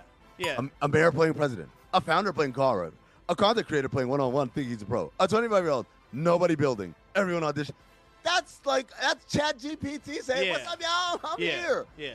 This dude, man. That's why I said pointing out on a map without using AI. They point to Russia, probably. Johnny Infantino accusing unnamed critics of planting seeds of hate. Was this before or after he didn't stick up for the Somali ref who wasn't admitted to the country? I'm just checking what seeds of hate look like for Johnny Infantino. Cinephobe, episode 318, Rambo 3. Ooh, I've never seen Rambo. Starring Sylvester Stallone and Richard Crenna. A movie where Rambo teaches the Mujahideen of Afghanistan how to make IEDs and use guerrilla warfare to defeat a stronger imperialist armed force. I shit you not, the movie ends with a dedication to the, quote, gallant people of Afghanistan. Unquote. It also stars Kurtwood Smith, a.k.a. the dad from That 70s Show, a.k.a. the bad guy from RoboCop. He's so bad in RoboCop. What's the famous line from RoboCop, Zaz? His famous line. Oh, I'm going to feel so stupid. I don't remember, though. Not a movie guy. Bitches, out. Oh, that's right. That's right. No, it was leave, not out. Leave. I leave. My bad. I stand corrected. Look at that. Cinevote, wherever you have podcasts. Roy, the real movie guy, it would appear. Quote correctly. Get your words right. They're valuable. They played the quote on Cinephobe. You would think you would remember. Yeah. I haven't listened to the episode yet. That's why I set it up for you guys. There you go. Let's all go listen to the episode together. Dejanay Carrington woke up and chose to be Nino Brown in the courtroom at the end of New Jack City. She named names. Here they are. Not to be outdone, her ex, Nelissa Smith, went live on Twitch with the saxophone from Boys in the Hood playing. Just like that. Make no mistake, 90s movie references are back. I love it when the kids have appreciation for the classics, you know? LeBron James going to Philly but allegedly will not be living in Philly. Allegedly, he will live in New York City and commute the roughly 2-hour drive to practices and games. You think he'll drive himself? Which is about half as long as his daily commute in L.A. was. Oh, traffic humor. Dan, this is your chance to let them know our traffic is way worse than either of those places. No, it's not worse than Los Angeles. Kobe used to take a helicopter to. Yeah. No, I'm not making a joke there. I'm saying Kobe used to avoid the traffic. I'm not making a tasteless joke. Famously, but yeah, we know how that went. We don't like that. We don't like it. Just saying that. We don't like it. However, LeBron gets from New York to We don't like Philadelphia, it. I imagine it's the way that Philip Rivers was traveling about 2 hours by bus every day. It wasn't like a Greyhound bus. Public transportation? It wasn't. It was. He would travel in a retrofitted an van. RV that was very comfortable. I don't know how LeBron is. Look, 2-hour commute every day is a long ass commute, and I can't assume that LeBron's going to be doing that by car. Hey, welcome to L.A. 2-hour commute. They're like, where do you live, around the block? Here's the Science, a bar rescue podcast, hosted by Chelsea Reynolds, a real-life bar and restaurant consultant. Colin Castard, a real-life veteran of the commercial kitchen and food truck scene in Portland. And two guys who commute hours on end to get to an open bar situation, me and Zach Harper. Here's the Science, wherever you get podcasts. Also, live watch-alongs every Monday at 3 p.m. Eastern for the Patreons. They told me Tatis went hitless in 5 at-bats, and I said, he's still playing? And they said, nah, that's Fernando Sr.'s son. I said, oh, okay. Then they told me Bichette had 2 hits last night, and I said, he's still playing? And they said, no, that's Dante's son. And I said, oh, okay. Then they said Scherzer's coming off the IL for a Monday night start, and I said, word, Max Scherzer's son plays and he pitches also. And they said, no, that's still Max Scherzer. I said, to hell with baseball. Speaking of hell, Argentina. That's right. That part is sticking around. Those are the weekend observations. Cry, Messi. Cry. Your T's giving me PEDs right in my veins. Since you're a movie guy, I want to get into this with the entirety of the group here because I don't think that there's been this much talk around a movie, the amount of talk that there is around the Odyssey since Top Gun, since they redid Top Gun. But it is really unusual to have in the modern age where everything is fractured, everybody talking about one movie. In fact, outside of Top Gun and the Odyssey, I'm going to have a hard time having a third one in the last. Barbenheimer. Yeah, maybe, but it's not still, like this. I still think the amount that people are talking about the Odyssey, it is crazy to me. Have you seen it yet, Amin? Dan, I am both Hollywood's greatest champion and greatest villain.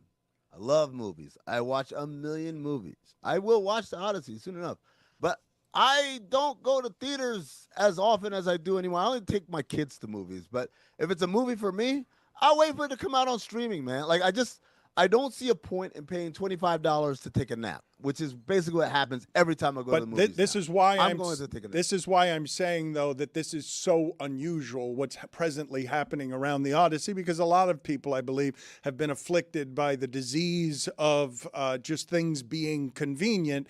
And so there are only 25 theaters that this is playing the way that Christopher Nolan would like you to see it. And so I imagine a lot of people are doing what it is that you're doing with the Odyssey. But Zaz here, I asked Zaz to wait and watch it a second time with me and Tony, and we would build some content around me and Tony going to the movies on a date with Zaz. And Zaz couldn't wait. He had to go see it a second time, simply could not wait. And your assessment now is what after seeing it a second time? Yeah, well, I had to take my father. My father had not seen it yet. I had to take my father. I saw it for a second time.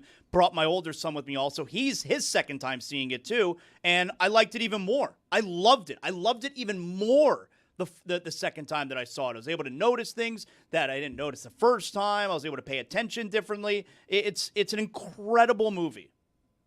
Yeah, Christopher Nolan makes incredible movies, like except for Tenet. I still don't get it. That movie sucks. Every other movie he makes is incredible, and so it's not shocking as a storytelling device. But there's two things for me. Number one is this whole like, oh, you have to see it in 70 millimeter IMAX. No, Nah, you don't. you man. don't. You don't. I went and saw Oppenheimer 70 millimeter IMAX. A bunch of people in a boardroom and in a classroom. Basically, that's a whole movie, right? Oh my God, you could have. I could have missed the part where like this airspace here between the top of his head and the top of the screen. Who cares? Who cares? Like I get the gist of it. Because the most important, I don't know if you guys know this. When you watch a movie, when they make a movie, they put the most important things in the middle, not towards the periphery of the screen. You know why? Because if they did that, it'd be cut off, and then a lot of people be like, I didn't get it. And like, oh, no, you should have seen it. No, this is all a hack and a scam. IMAX, I'm sure, is fun for some people. For me, it's just overkill. Having said that, I have a pretty big screen at home. That movie's going to come out and stream soon enough. How big? Like 75 inches? That's pretty good. Put it on the poll, please, at Le Batard Show. Is IMAX an overkill scam? And also put it on the poll, have you ever enjoyed a movie more the second time than the first time? Because I would think that to be a fairly unusual experience to enjoy it more the second time. I think it's the first time it's ever happened to me. I can't think. As you said it, I was trying to think of, has there ever been a movie? Because part of seeing a movie is the awe of wonder and discovery. So you're seeing it the second time, and even though this is a known story, maybe that's why this is that for you, it's a known story. I want to follow the journey of the story. Once you take that away from me, I'm not as interested in the secondary details. But do you guys have any examples of a movie that you have enjoyed more the second time than the first time? Because I was trying to think of one that I could do that with, and there isn't one. For example, Pulp Fiction, one of my favorite movies. I did not enjoy it more the second time than the first time. What? Because the first time I'm watching it, it's unlike anything I've seen. The second time, I've already seen it. Like, it's the first time, it's unlike anything I've seen. The second time, I just saw something like it. The second time, you're picking up on all the nuances, all the things that I missed the first time. That's the beauty of seeing a movie the second time, Dan. It's like, wait a second. I've seen this before. I don't remember that guy coming in or that guy saying this or that person in the background. I'll give you another great example. Back to the Future 2. Watched it, and I was like, oh, my gosh. Then I went back and watched Back to the Future 1 to find out all the parts they got from Back to the Future 2, how many of them were reshoots, and how many were just using the archive footage, and I was blown away. Like, oh, I didn't notice the attention to detail. Look, if you love cinema, not everyone does, I get it, but if you love cinema, you find great satisfaction out of rewatching movies, especially the ones with twists. Usual Suspects, the second time I watched it, oh my God, I was like, how could I have missed it? Yeah. Right there, he's clearly lying. It's so amazing. The Sixth Sense is like that. Memento is like that. The ones with twists might be that, but the Odyssey's not that. Sixth Sense, no, because again, as I famously said, as soon as I saw I was like, oh, he's dead. No one else is talking to him but the kid. Like that one I saw immediately, and it ruined the whole movie for me. So watching it over wouldn't do that for me at all. But Memento, I rewatched Memento recently, and it's a great movie. It's so well made, and there's little details and nuances in particularly with Joey Pants' performance. It's like, oh yeah, there it is. He's doing it right there, and I didn't realize it at the time because at the time you're just trying to get your bearings. Dan, I went and watched The Odyssey yesterday. Did you understand it? I understood the entire thing. Now I figured out why you want to go see it twice. Good movie. I enjoyed it. Sat front row. Sat front row because that's all they had. Everything. No, at the movie theater over by me and Mike's, the front row is actually better because it's like an entire bed and you can lean back the whole way. So I was looking at it basically from underneath like this. I'd be asleep 10 minutes in. That's not a good seat. The front row. No, is you not guys a good don't get seat. it. You guys don't get it. It's a couch. It's a bed that you get to lay in, and they sit. Tony, what? I'm knocked out before the previews are over in that situation. What are you talking about? You're looking up He's like, oh, it's Matt comfortable. Damon's I get to nose. lean back. His giant nose. You're looking up his giant nose. That's not a good. Put it on the poll at Le Batard Show. Is the front row ever a good seat in the movie theater? You got to put ever. with a bed.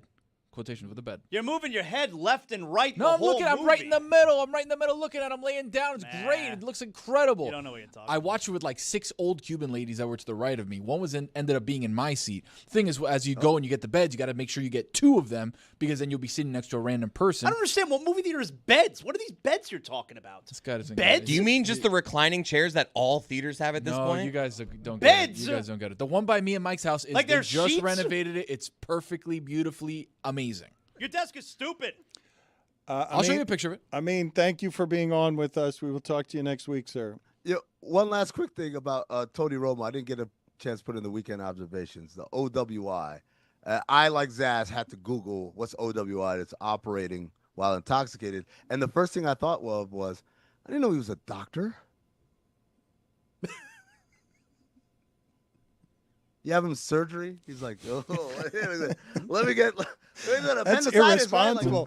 That's so irresponsible. I liked it. I liked it too. I sat out. I've got the loser game show sound right in front of me, but I don't have either the Kawhi laugh or the Hakeem Nicks laugh. I would have given him one of those because I pictured Tony Romo with the surgical gloves, but also incredibly drunk.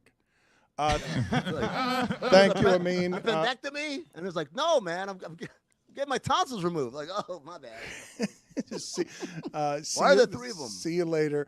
Tony, let's get to your thoughts on The Odyssey. The movie was great, Dan. It was a very fun movie from top to bottom. It felt epic. It felt big, as the story is supposed to.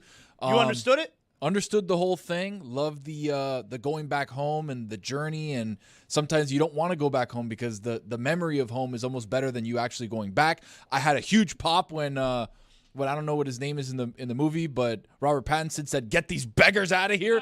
Popped. I was like, yeah! Antinuous, whatever. You've seen it 7 times. He was a real coward. He was a real coward. I'm not going to spoil it, but certain things happen towards the end where he doesn't do something that he probably should. Get the shield. End up getting you get the spear. Get those spears. The sword. Pick it up. Yeah. One part of the movie outside of get these beggars out of here that I think everybody popped in was when he plucks the bow at the end. Oh, wow. Dan, you know about stringing that bow? Wow. Oh, does he know how to string a bow, that Odysseus? You, Zaz, are so interested in this that it's not something I have seen before. You're now going to go see it a third time? Yeah, You're going to go see it a third time? Probably. I'm obsessed with this movie. So the one thing that I saw that made me think of something, I was like, man, they were all in the ship. They're all doing their thing. And it's like, what part of history would me and the boys go back and have an excellent time at? So I came up with a top 5 things of history that would be sick to do with the boys. Yes! All right. Wait, you think that the Odyssey is historically accurate? No, it's not about historically accurate. It's about... Well, you said history. The people from that time did exactly that thing. You think that war is something you'd like to do with the boys? Didn't say war. We'll see if it makes the top 5. War is not part of the top 5. I like this idea, though. It's things from history, things from the past that the boys... Things from history like the Odyssey. Like the Odyssey. So fight war. a Cyclops. Exactly. Things like, okay, now Mike's onto it. Okay. Okay, yeah, no, that's... All right, we'll start in the OLI. Rooted in history. Being a part of the Apollo moon landing. Imagine the boys out on the moon. They're like, whoa! Oh, but look at this, dude. We're on the moon. You've opted for another thing from mythology. Yo, I'm floating. You imagine Chris like, Chris, get over here. We gotta go. I see what you're doing. Things that didn't actually happen. The first safari expeditions in Africa. It's like, what the hell is that thing? Why is its neck so long? What is that? I'd want to do like the second or third one. I don't want to do the first one. The first one is sick. You and the boys are figuring it out. I don't want to do that. What's out there? Look, people, steal them. I'm not down for that one. See, that's your mind's in the gutter. Joining the California Gold Rush. Are we still on OLI? That's just OLI still. Just OLI still. So wait a minute. I think that you think some things that are sick to do with the boys aren't actually sick to do with the boys, because here we are for months at a time, and it's just you and me. Yeah, and we've got a pan, and it's just dirt, prospecting, and it's just dirt. We're not finding any gold. Yeah, but when we do, though, it's just, Tony, my hands are dirty, and I'm just getting sort of remnants of dust and crumble of rocks. Yeah, but then all of a sudden you land that gold, and you're like, let's go. So successfully doing the gold Joining rush. the gold rush, yes. That's why I said gold rush and not gold sifting. All right, number 5, we'll go quick. Riding with the first cowboys across the American West. Okay. You're out there with all the boys. You're in the campfire. yeah. You're cooking a little something. Look at those people. Kill them. Eating beans. Mike's doing this the wrong way. Okay. Number 4, Age of the Samurai in feudal Japan.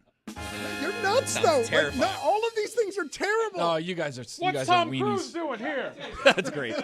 Culturally appropriated. Number 3, being at the birth of Greg Cody.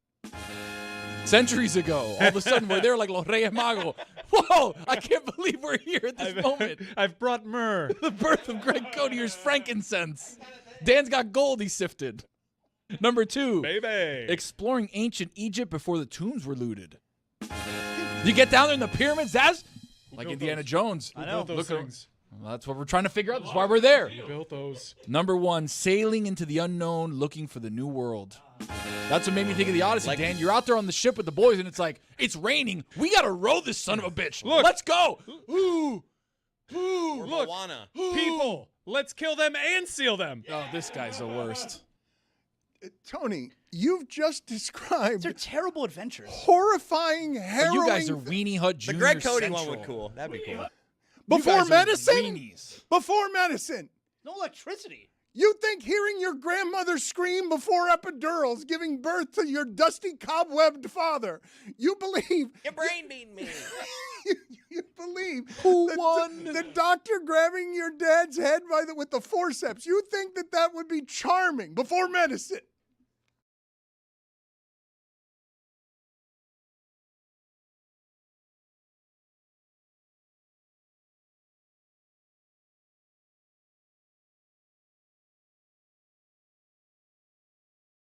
Is this our third time doing 18 and 17? Yes. We've done it a number of different times. This is the real one. These used to be in the top 10, and now everything's moved back, and it might still not be 18. This might, keep in mind, this might be in the 30s by the time that we're done. Because 70 is absolutely the ceiling unless it goes to 75. That would be the absolute ceiling. But right now, it's a top 70 catchphrase countdown.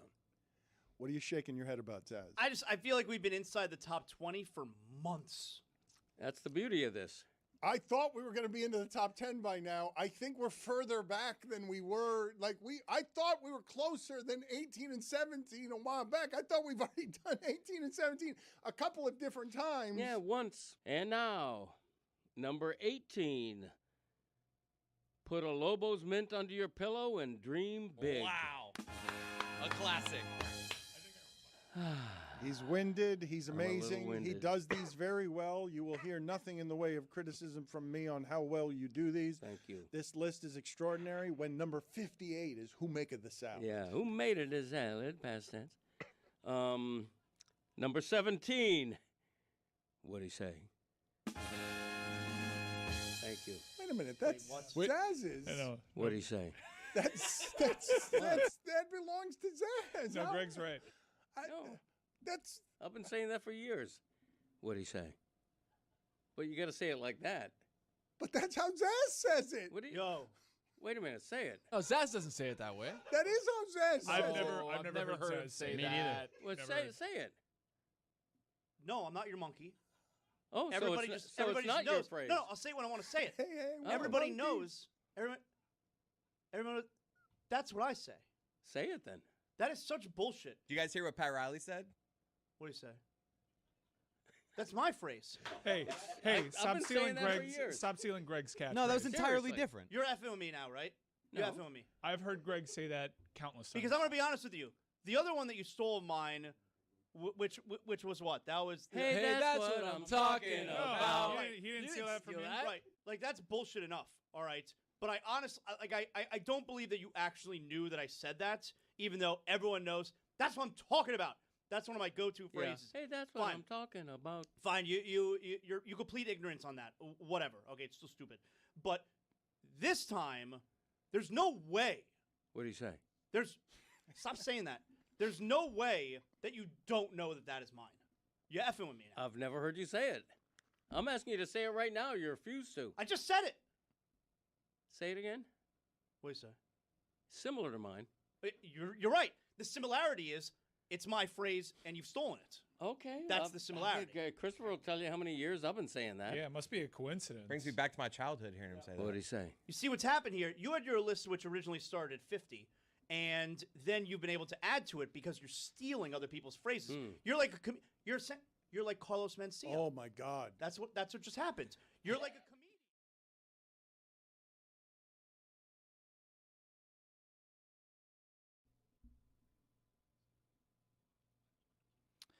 Let's give out a huge congratulations as noted longtime Philadelphia 76er fan Juju Gotti gets to take a victory lap here today with LeBron James signing with the Sixers. Congrats, Juju. Maybe after 43 long years. All those years. After 43 long years, the Sixers, maybe they will return to championship glory. Good for you, Juju. You deserve it. You feel me? Clap your hands, everybody. Philadelphia 76ers. So happy Come for on, you. man. You deserve this. I first thought about you. I'm like, I'm really happy for Juju Gotti. Thank you, brother. I appreciate it. I need these dubs sometimes, you know. Do you have any concern? Are you hearing anything from people out there who are doubting LeBron James's fit? Are you concerned at all with how he fits on your favorite team? Nah, I'm not concerned at all. I'm taking a page out of you guys' book. Just like a month ago when everybody was like, yo, Giannis doesn't make sense. Who's going to shoot the ball? Who's going to do all of this stuff will fall into place very soon. Unfortunately, there's a couple people on the contract right now that's going to have to be pushed to the wayside. I'm looking at you, Johnny Broom. I hope you last, you know what I mean? I hope Fight-Line, I hope everybody gets to stay, but we got to win this chip right now. Was anyone over the weekend, any performances over the weekend that you didn't appreciate? Do we have any jokers of the weekend? Come on, man. Speaking of, man, Jason Tatum, 1,000%.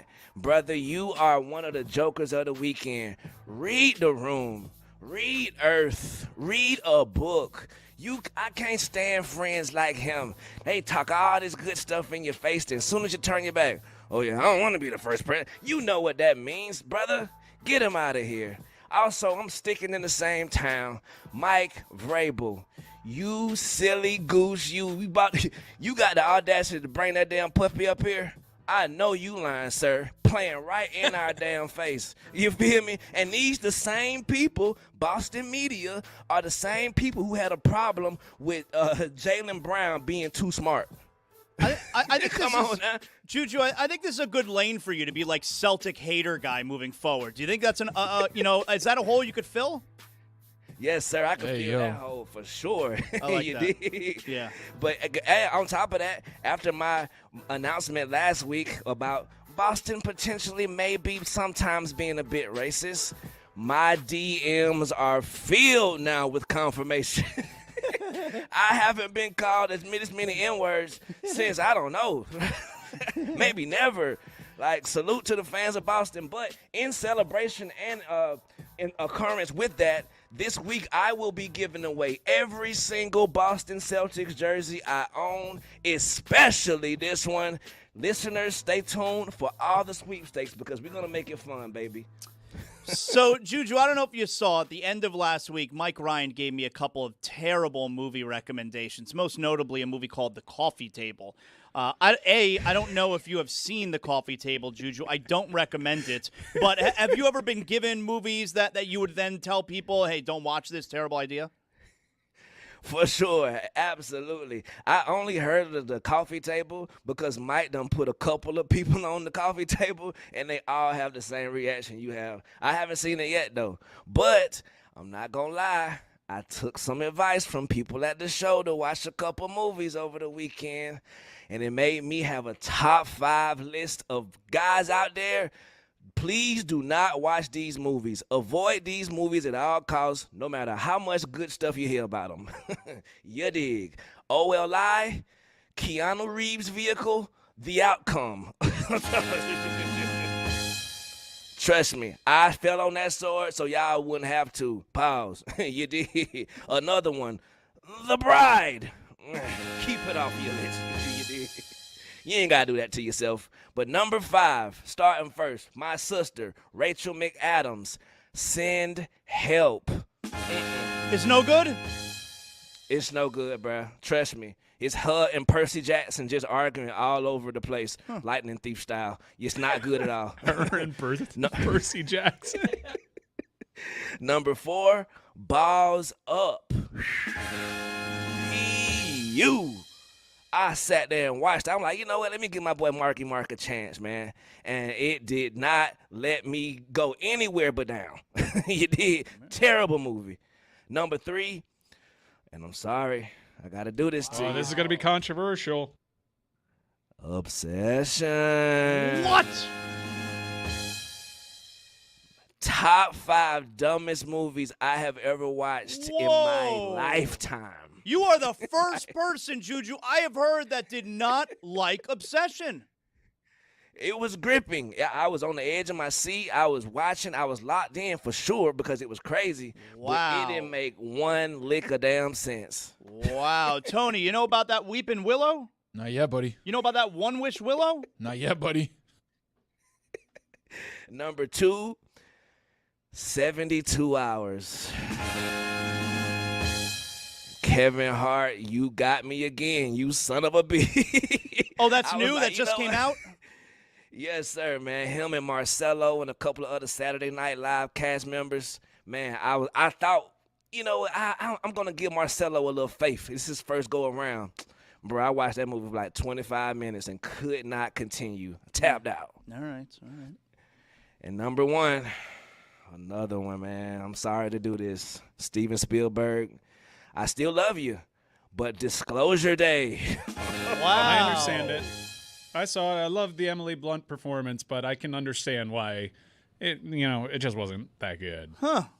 Right, man. And then, no spoilers. So trust me, don't trust me. Do not watch that movie, bro. You are going to be disappointed the entire time. I got a few tweets from people that took the Zaslow Mike Ryan movie challenge over the weekend. Saw Masters of the Universe and The Coffee Table. This Hell yeah. should come as no surprise, but people enjoyed Masters of the Universe a little bit more. Has anyone taken your advice when you've recommended The Coffee Table to them like you did me? Did anybody come back and say, yo, Mike, so glad for that movie recommendation? Yeah, there's a couple people that enjoyed the dark humor in it and the performances of That's it. what I you mean, you call want it? to say gripping. Humor. All right. You got to be built a little bit different. Like, to say sick people, you would say that I'm a sick person for liking it. And maybe, but I don't think so. All right. Juju, let's get to some poll questions here. What do we got today? What have the people reacted to? Let's do some polls. Starting off with a big one. Is it better to go 6-6 in the finals than 6-0? 68% of the audience. Oh, I read that wrong. Let me start from the top. Is it better to go 6-6 in the finals or 6-0? That's what you said. You did it right. 68% of the audience says 6-0. Zaz, you know what that good nut? Juju, is it better to go to the finals 12 times or 6? 12 times, 100%. It's all about how we frame things. Should it be illegal for Jacob Mizorowski to throw an off-speed pitch? 79% of the audience says yes, it should be. Zaz, you know what that good nut? Juju, let's do a social experiment. Put on the poll, is it better to go to the finals 12 times or 6 times? And let's see how those results play out. For sure. Absolutely. And I'm against this poll right here because I voted no. Is Tony's desk stupid?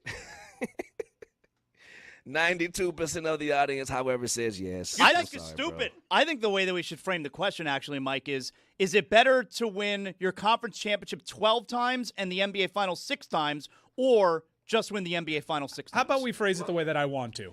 And it wasn't Yeah, I'm better. not reading all that. So shut up. Do it the way that we asked. Is IMAX an overkill scam? 67% of the audience says yes, it is. Yeah. Zaz, you know what that good nut? I could see that. My way was perfectly fine. My way was perfectly flan. Also, congratulations to David Johnson on being the new Black Panther. That's man. a good casting. That's a good job. I Yes, like sir. that. Yep. Absolutely, man. And last poll, have you ever enjoyed a movie more the second time you watched it? 75% of the audience says yes, and those are your polls. Zaz, you know what that good nut? Should have been Charlotte. God damn it, why do I speak anymore? Thank you. Guys, Good night, everybody. Listen up. This episode is brought to you by our partners at DraftKings. If you're already a DraftKings customer, guess what? You can now order lottery tickets right from the DraftKings Sports and Casino app. All you have to do is find the lottery tab, and with a few clicks, you can have a shot at millions. I'm talking Powerball, Mega Millions, and all your favorite lottery games right in the DK Sports and Casino app. New Jackpocket customers get $10 in lottery credits instantly when you deposit $5 on the DraftKings Sports and Casino app. DraftKings, the crown is yours.